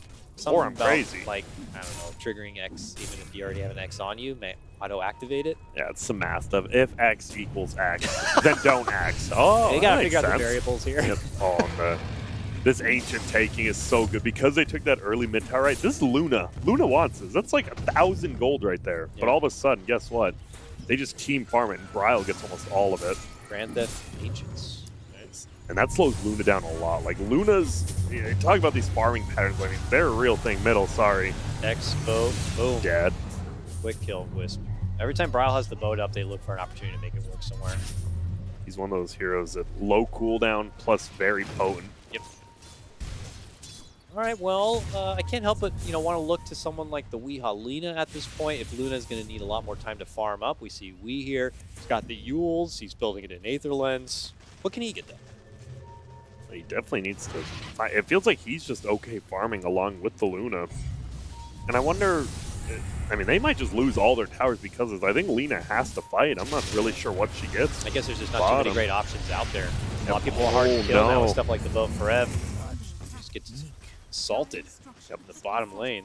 Almost gets stunned by the, actually dodges the light strike right well. We just kind of missed it, but they're going to lose a tier 2 tower for this. Tier 1, they're going to try to defend it. Can March is pulling free play off. J.Storm does a good job of getting that tier 2. Now we'll see. They already have some deep wards up in that dire jungle. Ogre stepping in and trying to bloodlust the tower. Hello. But he just loses his own life, and they look like they will still lose the tower here. Well, Tabo tries to run out of the way here. I thought they had the X onto him, but it's actually the other direction here. There's the boat. Bryle coming in from behind, easily cleans him up, and well, here we go. It's HFN storming into action here, unleashing the Eclipse, able to quickly secure one. Looks to go for Bryle. Bryle survives a bit. Now it's going to be on the Moo. Moo jumps in, takes the Luna, and begins to go to work. Clears her out, sets up for Wee next potentially, but they got eyes on Misery instead. They'll take that one. What a strange team fight. Like, Radiant comes in after the tier 1 tower is dead, the Ogre is dead. But they do end up cleaning up and killing HFN there. Like, slowing down his farm when a player / hero combination can just farm and get like 5-6k ahead like he did. Just killing him even once slows him down so easily. Like, Bryle's actually keeping up with this Luna and Lina. Could have an early BKB. We see a replay of the action there. There's a lot to take in at once. It started, of course, with that Ogre trying to step in and help out. It was the Rubik X, the Enigma there. Didn't really do anything. I don't know why he still had X. Like, there was a lot better spells to steal. It's decent catch, I suppose. And as we saw, Bryle and company swinging from behind, and then the Luna comes in, and then Moo comes in. It's like, oh, I got this guy. Well, I got this guy. They keep bringing in their better troops. Well, I just realized the IO lived and just didn't take the Luna with him. He, like, canceled it on purpose, and Luna died. Not good. Quite unfortunate. Yeah, now they're going to lose a Roche here. I wonder, do you give it to Moo or to Bryle? I assume you give it to Moo still, but we'll see. Pretty free Roche. Yep. Really no contention at all. paiN still slightly at the network advantage. That could quickly change here, certainly with the Roche going down. Now they have confidence with the extra life. Misery Fade bolting this mid lane to try to keep the pressure back. Sees the Roche go down and quickly tries to head south. Joins the arms of Wee, but both of them could find themselves in trouble. Oh. They get the X set up onto Misery. Wee would have been the better target to go for, but they'll settle. And they just quickly swarm towards the south. Weehawk, frantic, trying to go for the TP, does find an opportunity to make it out. Right around the beautiful autumn tree. He just barely made it around there. Like, if he didn't, just easy kill him. Yeah. That's not too bad of a death. Like, whatever. Misery's like, I'm 5. This Yule's going to be a while anyways. Yeah, it is unfortunate. I mean, there's no... It feels like he's not a serious threat of even stealing the black hole because he gets kind of taken out early. That's why a lot of people just don't like 5 Rubik, because you need items. Like, that hero, you don't have to be greedy, but you have to get something like Blink Yules, even Glimmer Yules. You have to have something. If you have nothing, like, you just die in team fights before you cast the spell. Yeah, you could steal a cool spell, but to get it off and survive is another chapter. Rotations from J.Storm down to the southern side. Misery yet again. He's toying with them. They have that ward down by the river on their side, so he saw those ganks coming the entire time. He didn't care. Weehaw, though.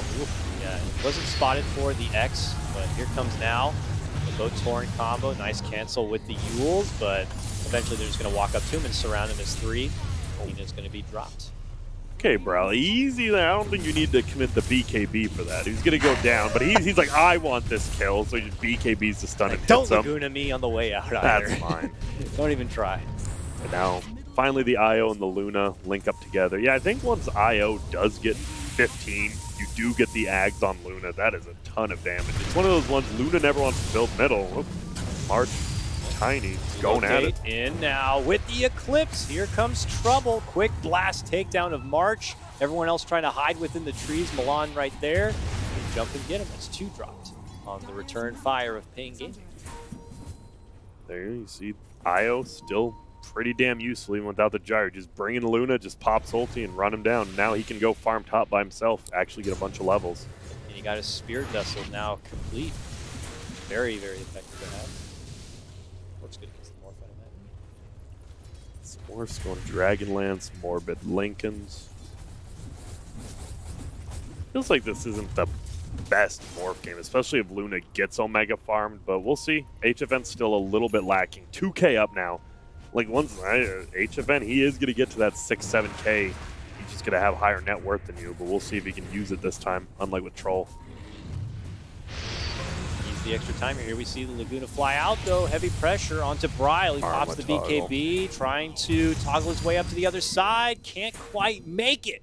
He's taken down, and a bit of a pause here. Looks like some lag coming out for Ev's Dota has taken a stop. Listen, bro, he had 2 pretty nice armlet toggles there, but you can only get so many armlet toggles versus a 5-man team just running straight at you. Yeah, I'd imagine this has got to be March is dead. March is going to die. Moo's going to try to bail out here. He has a TP, but just it's in his backpack. I think you just wave for him and run. There is a TP coming in, though. TP coming in from the Enigma right now with Black Hole. Unless you buy back from Kunk, which I don't think you want to do, you just run. He TP'd in. There's the toss combo. Does he want to do this Black Hole from the top? He does. He got 2, but instant cancel. There's the Yule's Misery going to go for the steal. Needs 1 more second. Steal it. Did he get it? Yes, he did. He's got a Black Hole now. Is he going to use it? I thought he was going to use it on him. He's like, I don't know what to do. I got it now. Just hold it, dude. Wait for the next fight. What? This is such a broken up fight. HFN should be fine. Yeah, King RD will go down. Oh, there's that Black Hole. He commits it right onto the head of the Pangolier. And it will help get the finish with Weehaw dishing out that damage from the trees. Now Moo jumping in. The Yules is there, though. And he is the last survivor here for J.Storm, trying to make it out. Like I said, no TP. He does have the Aegis. He'll just burn through it. Will they? Oh. Long waveform. I think Make it away, but there it is. I think, yeah, they can't. If they got him with that stun back there, they would have killed him twice. But because he's so close to the shrine, they can't go for it now. So nice job by Moo. But now you're seeing the power. There's Luna 4K HP. Could just buy a straight up BK. There you go. Thanks for answering that question. And now, unless you had a big Black Hole, you can actually never fight into this Luna right now. And that's going to be a problem because we saw it. He went for it, but they have the Yules canceled by Lena, the Lucent Beam even by the Luna. There's so much Luna, whatever. They can all just cancel whatever they want. Yep. It's a little concerning here if you're not picking up immediate defensive items. Milan does have a pipe. Looks like Nexus is going to go for a blink, try to get some better optimal positioning. But like you're talking about, you better hope you get everybody involved because there's a lot of ways to cancel it out on paiN's side. Even right, Tiny has Blink and Shadow Blade. Like if you don't see him on the map, you can assume he's behind the Enigma. Yep. I'm surprised he's going for the Blink. I thought he'd just tank up. He's going back for the Echo Saber now too. I like it. Double mobility and then goes for the Echo Saber. Just gives you that extra hit. It's so pungent. Is that the word? Pungent works. Poignant? Potent. Okay. Potent. I think that's what I was looking for. Pungent's like one of the P smelly. words. Yeah. Kind of is then. Like, being smelly is pretty sick, I guess. True that. What happened? Like, when did negative phrases become positive? Or like being sick, like, yeah, that was never cool, but now it is. Oh, bottom. See ya, Tavo Moo. You farming with 1.2 HP because he has the Lincolns, but well, Tiny doesn't care about that. Yep. Top now as well. They're just going to get 2 kills on 2 pretty big targets just like them. paiN is unleashing their fury. Here comes a fight. The Redstone's going. He's only level 14. Just realized. Does get the hit in, but there's a fight on the other side they're pursuing. It's the grab for the Wisp, which they'll be successful in. He's swinging it out here for Rev a bit. Rev is trying to hold a lock there. Oh, he baited it out. Nicely done. Yep. Go for the X. Obviously, Yules is going to be there. And, with that, they follow up and they get a little bit of vengeance. It's Bryle who picks up both those kills. Nice. He's building his way towards what looks like a halberd. I think he'll probably finish it. I kind of wish he just went for the crit, the big game-winning crit, but I think it's fine. get this, put it on the Luna or the Lina who's attacking you. If you get that on the Luna before the BKB, it could definitely just turn a fight. Then she wastes her entire BKB not attacking. Yep. But that's tough because Kunkka doesn't really want to be in the front lines. See Misery able to finish off the Yules, just another way to be able to cancel out something like the Black Hole. And now he has a little bit extra move speed, a lot more mana to work with on these spell steals. So that's got to feel pretty good for the support. But J.Storm kind of reestablished their side of River. They will. They need to get some. They need to get, I feel like, deeper ward. Both. Oh, they're going to go for just the smoke. Not Straight detected. Looks like so. This could be a clean setup. Misery's their mid lane, probably not the best target, but look at this. Oh. They see Luna and Wisp, but they might be a little out of reach now. They're just so damn fast. Just retreat up north and make it away from trouble, and that's exactly what they do. I'm surprised you don't let the Enigma lead right there, especially with a blink. Because even if he just like stuns the IO or say the Luna has to BKB, then he can just blink hole. Yeah. Like right on top of him, and they're not gonna have any answer. So I think they just want to get a deep ward down. They do. Counter smoke now to come out from paiN. Kind of being able to assess the movement there from J.Storm. They feel confident to be able to make a move themselves. They had that ward up on the ancient side of Radiant. Saw Bryle hanging on that. And they're just going to make an approach to the high ground here. Ooh, and Luna does have the Aghanim's ulti. Almost attacked that little Eidolon, which would have ruined it. Oh god, this Luna Aghanim's ult might just destroy him. It actually might. Fall for Rev, don't do it. He like almost went to attack those wolves. They are hanging on the like adjacent high ground side. They so had to know something. It's pretty good, yeah. If they can hang right there, that's their best position. And they're waiting for the approach. They don't see any members of paiN on the map. Something's mega fishy right now. I think what kind of gave it away is because Radiant had that ward on this by their Ancient. They saw Misery planted a sentry but didn't kill Radiant's sentry. And they're like, wait, why'd the sentry just get placed? I think it actually just completely gave up their smoke when he did that. That's actually a pretty fair assessment. Nice call by J.Storm, just sitting there like, if you want to fight us, sure, we'll just be waiting on this hill. Neither team wants to do that. J.Storm are now on paiN's side of the map, looking for a setup here, but these teams are missing each other for the moment. And while we have J.Storm kind of floating around in the jungle, paiN are taking the initiative to go right towards the tier 2 and try to add some pressure to pull J.Storm back inside their base, possibly. Saw Pango like pinged middle to push, but he's a Pango. The Eidolons will help push, and we'll see there, do some damage, yeah. Hey, this is just free damage. Softening it up. Frantically, paiN are running all the way back to buy some TPs here. I see Tavo just pick one up now. And they plant a lot of aggressive vision inside the J.Storm territory.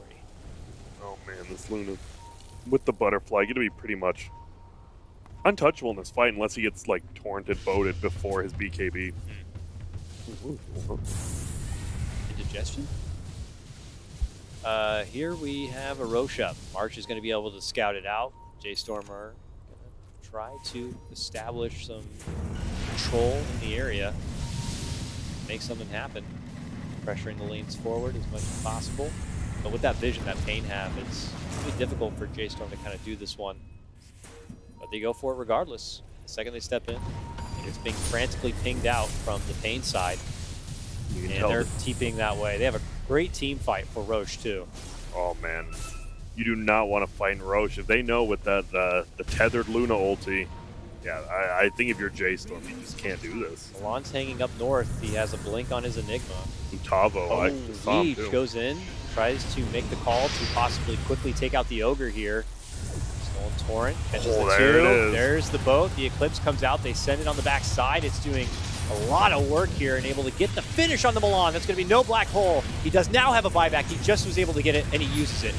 Might be a return fight coming out from J.Storm, but yeah, oh my god, this Luna chunking it there. Black hole is going to get dropped and committed. Is it good enough? No, it's canceled out, and she finishes him off. The black hole stolen and committed from Misery as well. paiN Gaming show up and take over. I can't believe that the Aghanim's Luna ulti like killed Milan at the I can't believe like how big that AoE actually is on that thing. And now they're just getting a Roche, and I don't know. This isn't a troll. This is a Luna, and this Luna is going to scale very... Luna's 7,000 up. This is how HFN plays. This is how paiN plays with HFN. Just always get HFN a good start, even if you sacrifice Save and Weehaws farm. It's fine, because you know he'll carry. So what do you think would be something to, like a tactic to be using against a player like HFN? Like, what would bring him a lot of trouble? Is it he's not getting pressured enough in the laning phase? Or he's not being put into lanes that are mismatched? Why is he posting? I think it's just teams like to aim Weehaw more. Like, they're fine giving HFN farm, but I think it depends on heroes. Like, if he has a troll and you have late game, yeah, let him do it. But if it's a Luna and you say you don't have like a Terrorblade, then what are you going to do about it? And I think it just depends on heroes. And maybe, yeah, lane a little bit better versus HFN. Yeah, I mean, Moo's trying to be the answer for them, but as we see even now, he's getting just hustled out of the lane. paiN easily going to be able to claim that tier 2. And the farm is just going to be so restricted, it feels like, for J.Storm now. I mean, Vision is going to be dropped. They already have a ward up here on the high ground placed by Misery. They will take J.Storm's jungle as their own. They have the already existing Vision up by their ancient side. So, I mean, this is full map control, it looks like, for paiN. Even though J.Storm has, like, sentries to counter those wards, they just can't get to it. I don't know, Luna's going to have Satan. Luna has a full Satanic now. There's the replay. You know, it was convenient timing for Milan to be able to have that buyback to come right back into action, but Luna was already doing just so much work at that point that it really didn't matter. But now there's Lena pretty far. Is that a full Aghanim's coming out? Sure is. So, oh my goodness, look at Dire's courage. Think if someone actually sniped this. It has like 12,000 in gold. I mean, it doesn't matter. They're just losing their base while his chicken's more farmed than the entire Radiant team. This is Luna stuff right now. Blaving away through the base, going to work, but Ferev wants to stop him. Lena rolls on through. They are going to get the Lena down. Stuck inside. Those Ags flying out wouldn't have mattered. Is a BKB on top of it. Definitely could have just played that better. That was weird. Lena just kind of got cut out, no BKB. It always feels weird to not have a BKB on Lena because you can't be in the middle of those fights like she kind of was right there. She's like, I have a cheese. I'm good. Oh, I'm perma-stunned. Whoops. This Pango here is pretty good when you get stuck in a little corner. Oh, and look at, oh man. Looks like March wants to push top. He's making some marks on the mini-map. He's like, we got to use this part of the map more. Yep. Maybe right. I mean, they're in the Vision and kind of just totally residing on J.Storm's jungle. So if they want to find any farm or any sort of objective push, it probably does need to happen more on the northern side of the map. The problem is if they go top, their bottom racks will get taken so quick. That's the one thing with this Io Luna combo. Like, even if you want to do something else on the map, if you don't, he'll just kill your racks in less than a second, especially with Glyph being down. What's up? Pardon me. I'm a liar. Oh, they're smoking up there. Yes, they are. They're trying to catch anyone from J.Stormstein looking to step off from the top they lane and head back.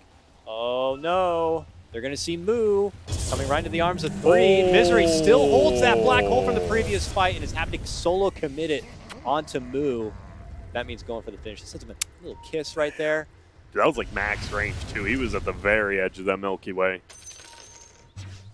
Milan is able to hide out in the woods in the meantime, but the pressure is going to be coming from paiN here. They just quickly deal with the top lane, and they should get back onto the grind if they'd like. I mean, I don't know. It really feels like if they'd like, they could take this game slow and just more safe, more methodical, considering how swelled up their cores are.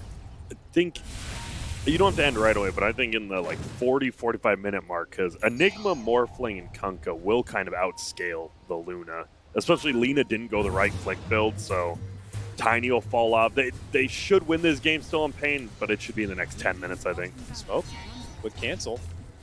Ryle pulls himself back inside. The top, bottom lane rather, is going to be quickly finished. Fortification slows him down a bit, but still get the job done. Milan is getting a little bit of a split pressure happening at the top lane, but the big trouble is happening within their base, and he's going to have to step back eventually. Likely waiting for Moo to be able to come up and join the ranks, but the rest of their team is struggling to be able to fend them off. The Glaives are beginning to go to work. Tethered. Attack speed coming out. What can you do? You just can't do anything with Morph being dead. Even with Morph being alive, it's tough. Yep. Boat comes out, but it's BKB'd. Chunks out the one. The other rack's actually still standing, just barely. But they got what they needed. They back on out. J.Storm on the chase here. They catch maybe a straggling side farmer. We'll have to see. They want to, but it's so well played by paiN. There's no, who cares? It's a ranged Drax anyways. It's not going to heal up. You'll get it eventually. Don't die just to get a ranged Drax, and they don't. I'm trying to find HFM maybe farming.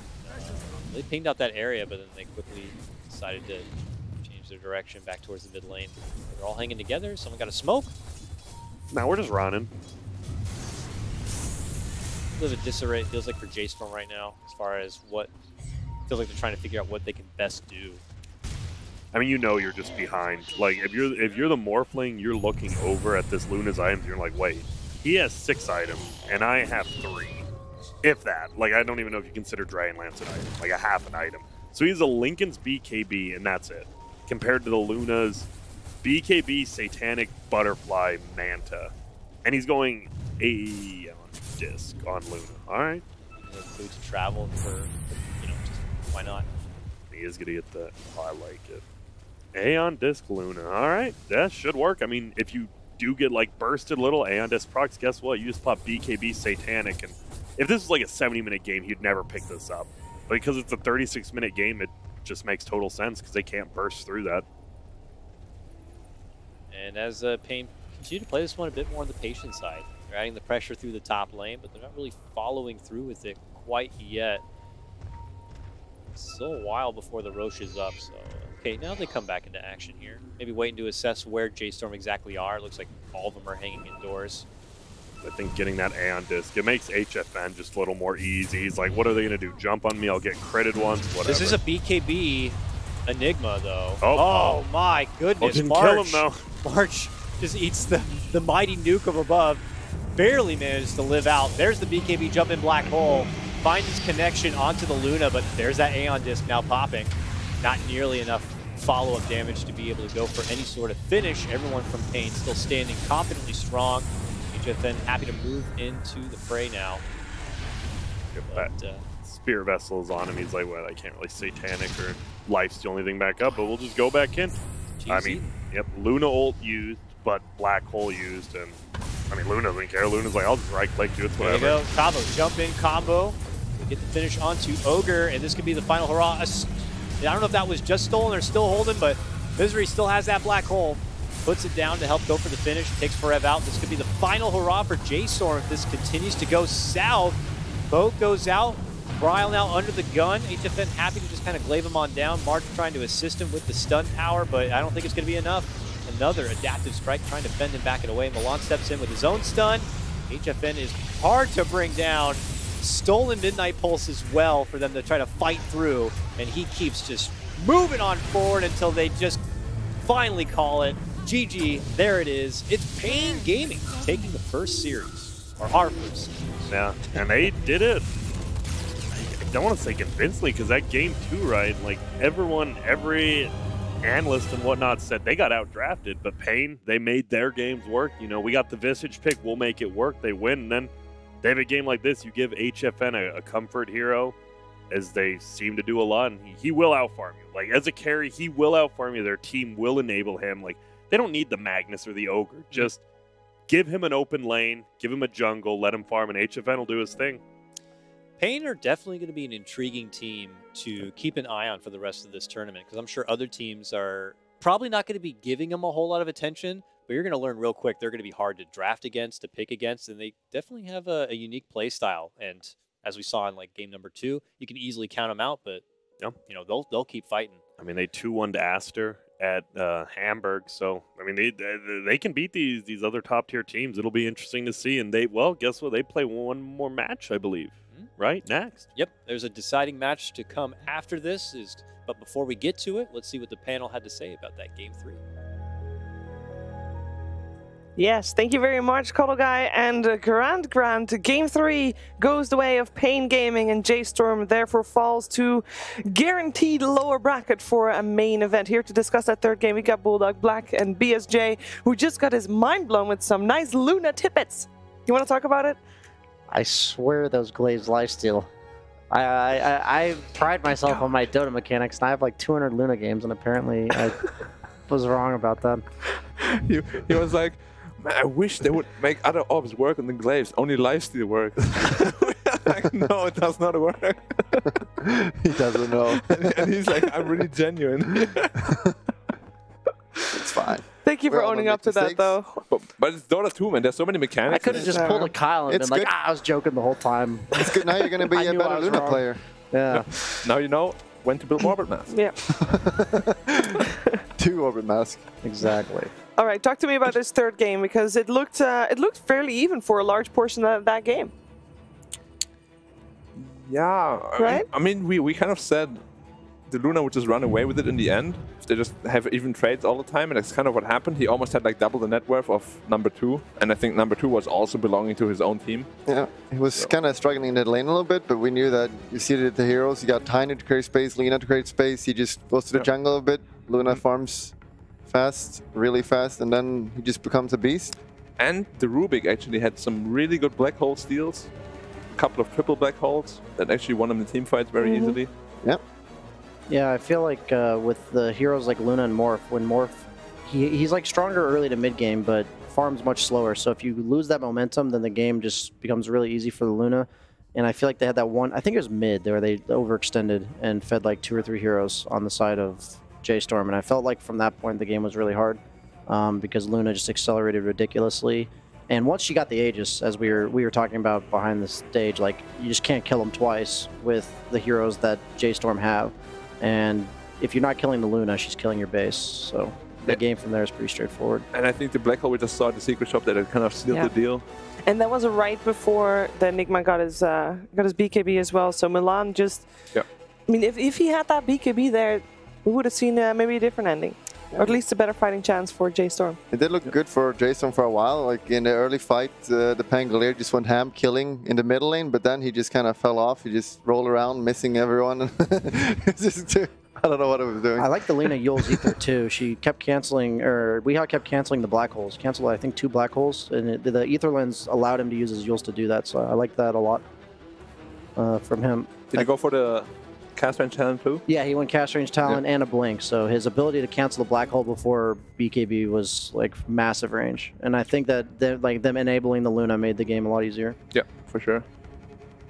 Overall, strong series coming out from paiN Gaming.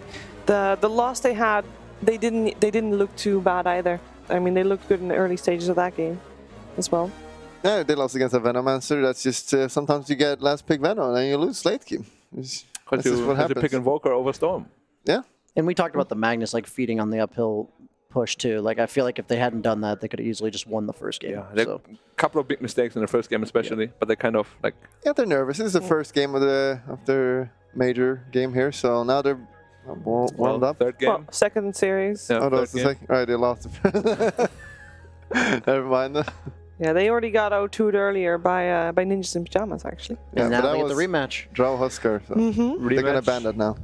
Yeah, they will. HFN, every time, I think, he's the one that every time drops his items on the floor so that the graph doesn't show, right?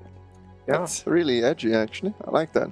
Yeah, doesn't want anybody to know what... No. Yeah, Lil started that, I think. Didn't he say it so people can't research what he had at the end? So? But now you can literally just pull up the replay and like drag the bar a minute. Yeah, but you're going to spend that extra minute. That is true. Maybe you can't analyze as much. That is true. Because you're going to go to sleep 1 minute earlier. Yeah. Causing people to go to bed with less sleep, you know, it's a strategy, if you will. Minds have been blown. Yeah. Yeah. Overall, we choose an MVP of the series as well. Who do you feel stands out? I think we all agreed. That was HFN. Yeah. Played really well all series. The Luna, just very cleanly. And his Tinker game as well. Yeah. Even in the loss. Yeah, even he lost with the Troll, but he played as well as he could. I mean, he was just running around in a circle. What else can you do? Yeah, he's a Troll. Yeah, That's exactly. why you don't pick that hero. Like he right-clicked the guy and then he got slowed. He was still the fattest one on the team in the game actually for a long portion of that. Yeah. Yeah, very well played by paiN and a scary team, and maybe they needed this warm up because we said they played against paiN earlier. They actually, the second game of that series was fairly close. Them having another chance against paiN might be all they need to pull it straight. You mean NIP?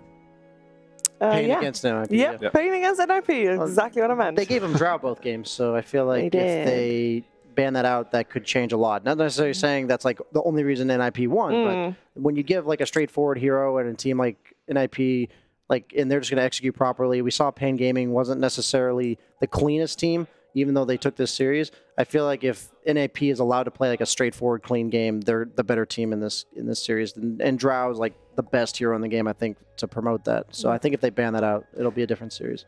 And here are the final moments of Game 3 here in the viewpoint of HFN. And it doesn't matter if the Morphling can be a Luna if he has half our net worth. It does not. It really doesn't. And as you can see, HFN just stands there and hits. I mean, it's really...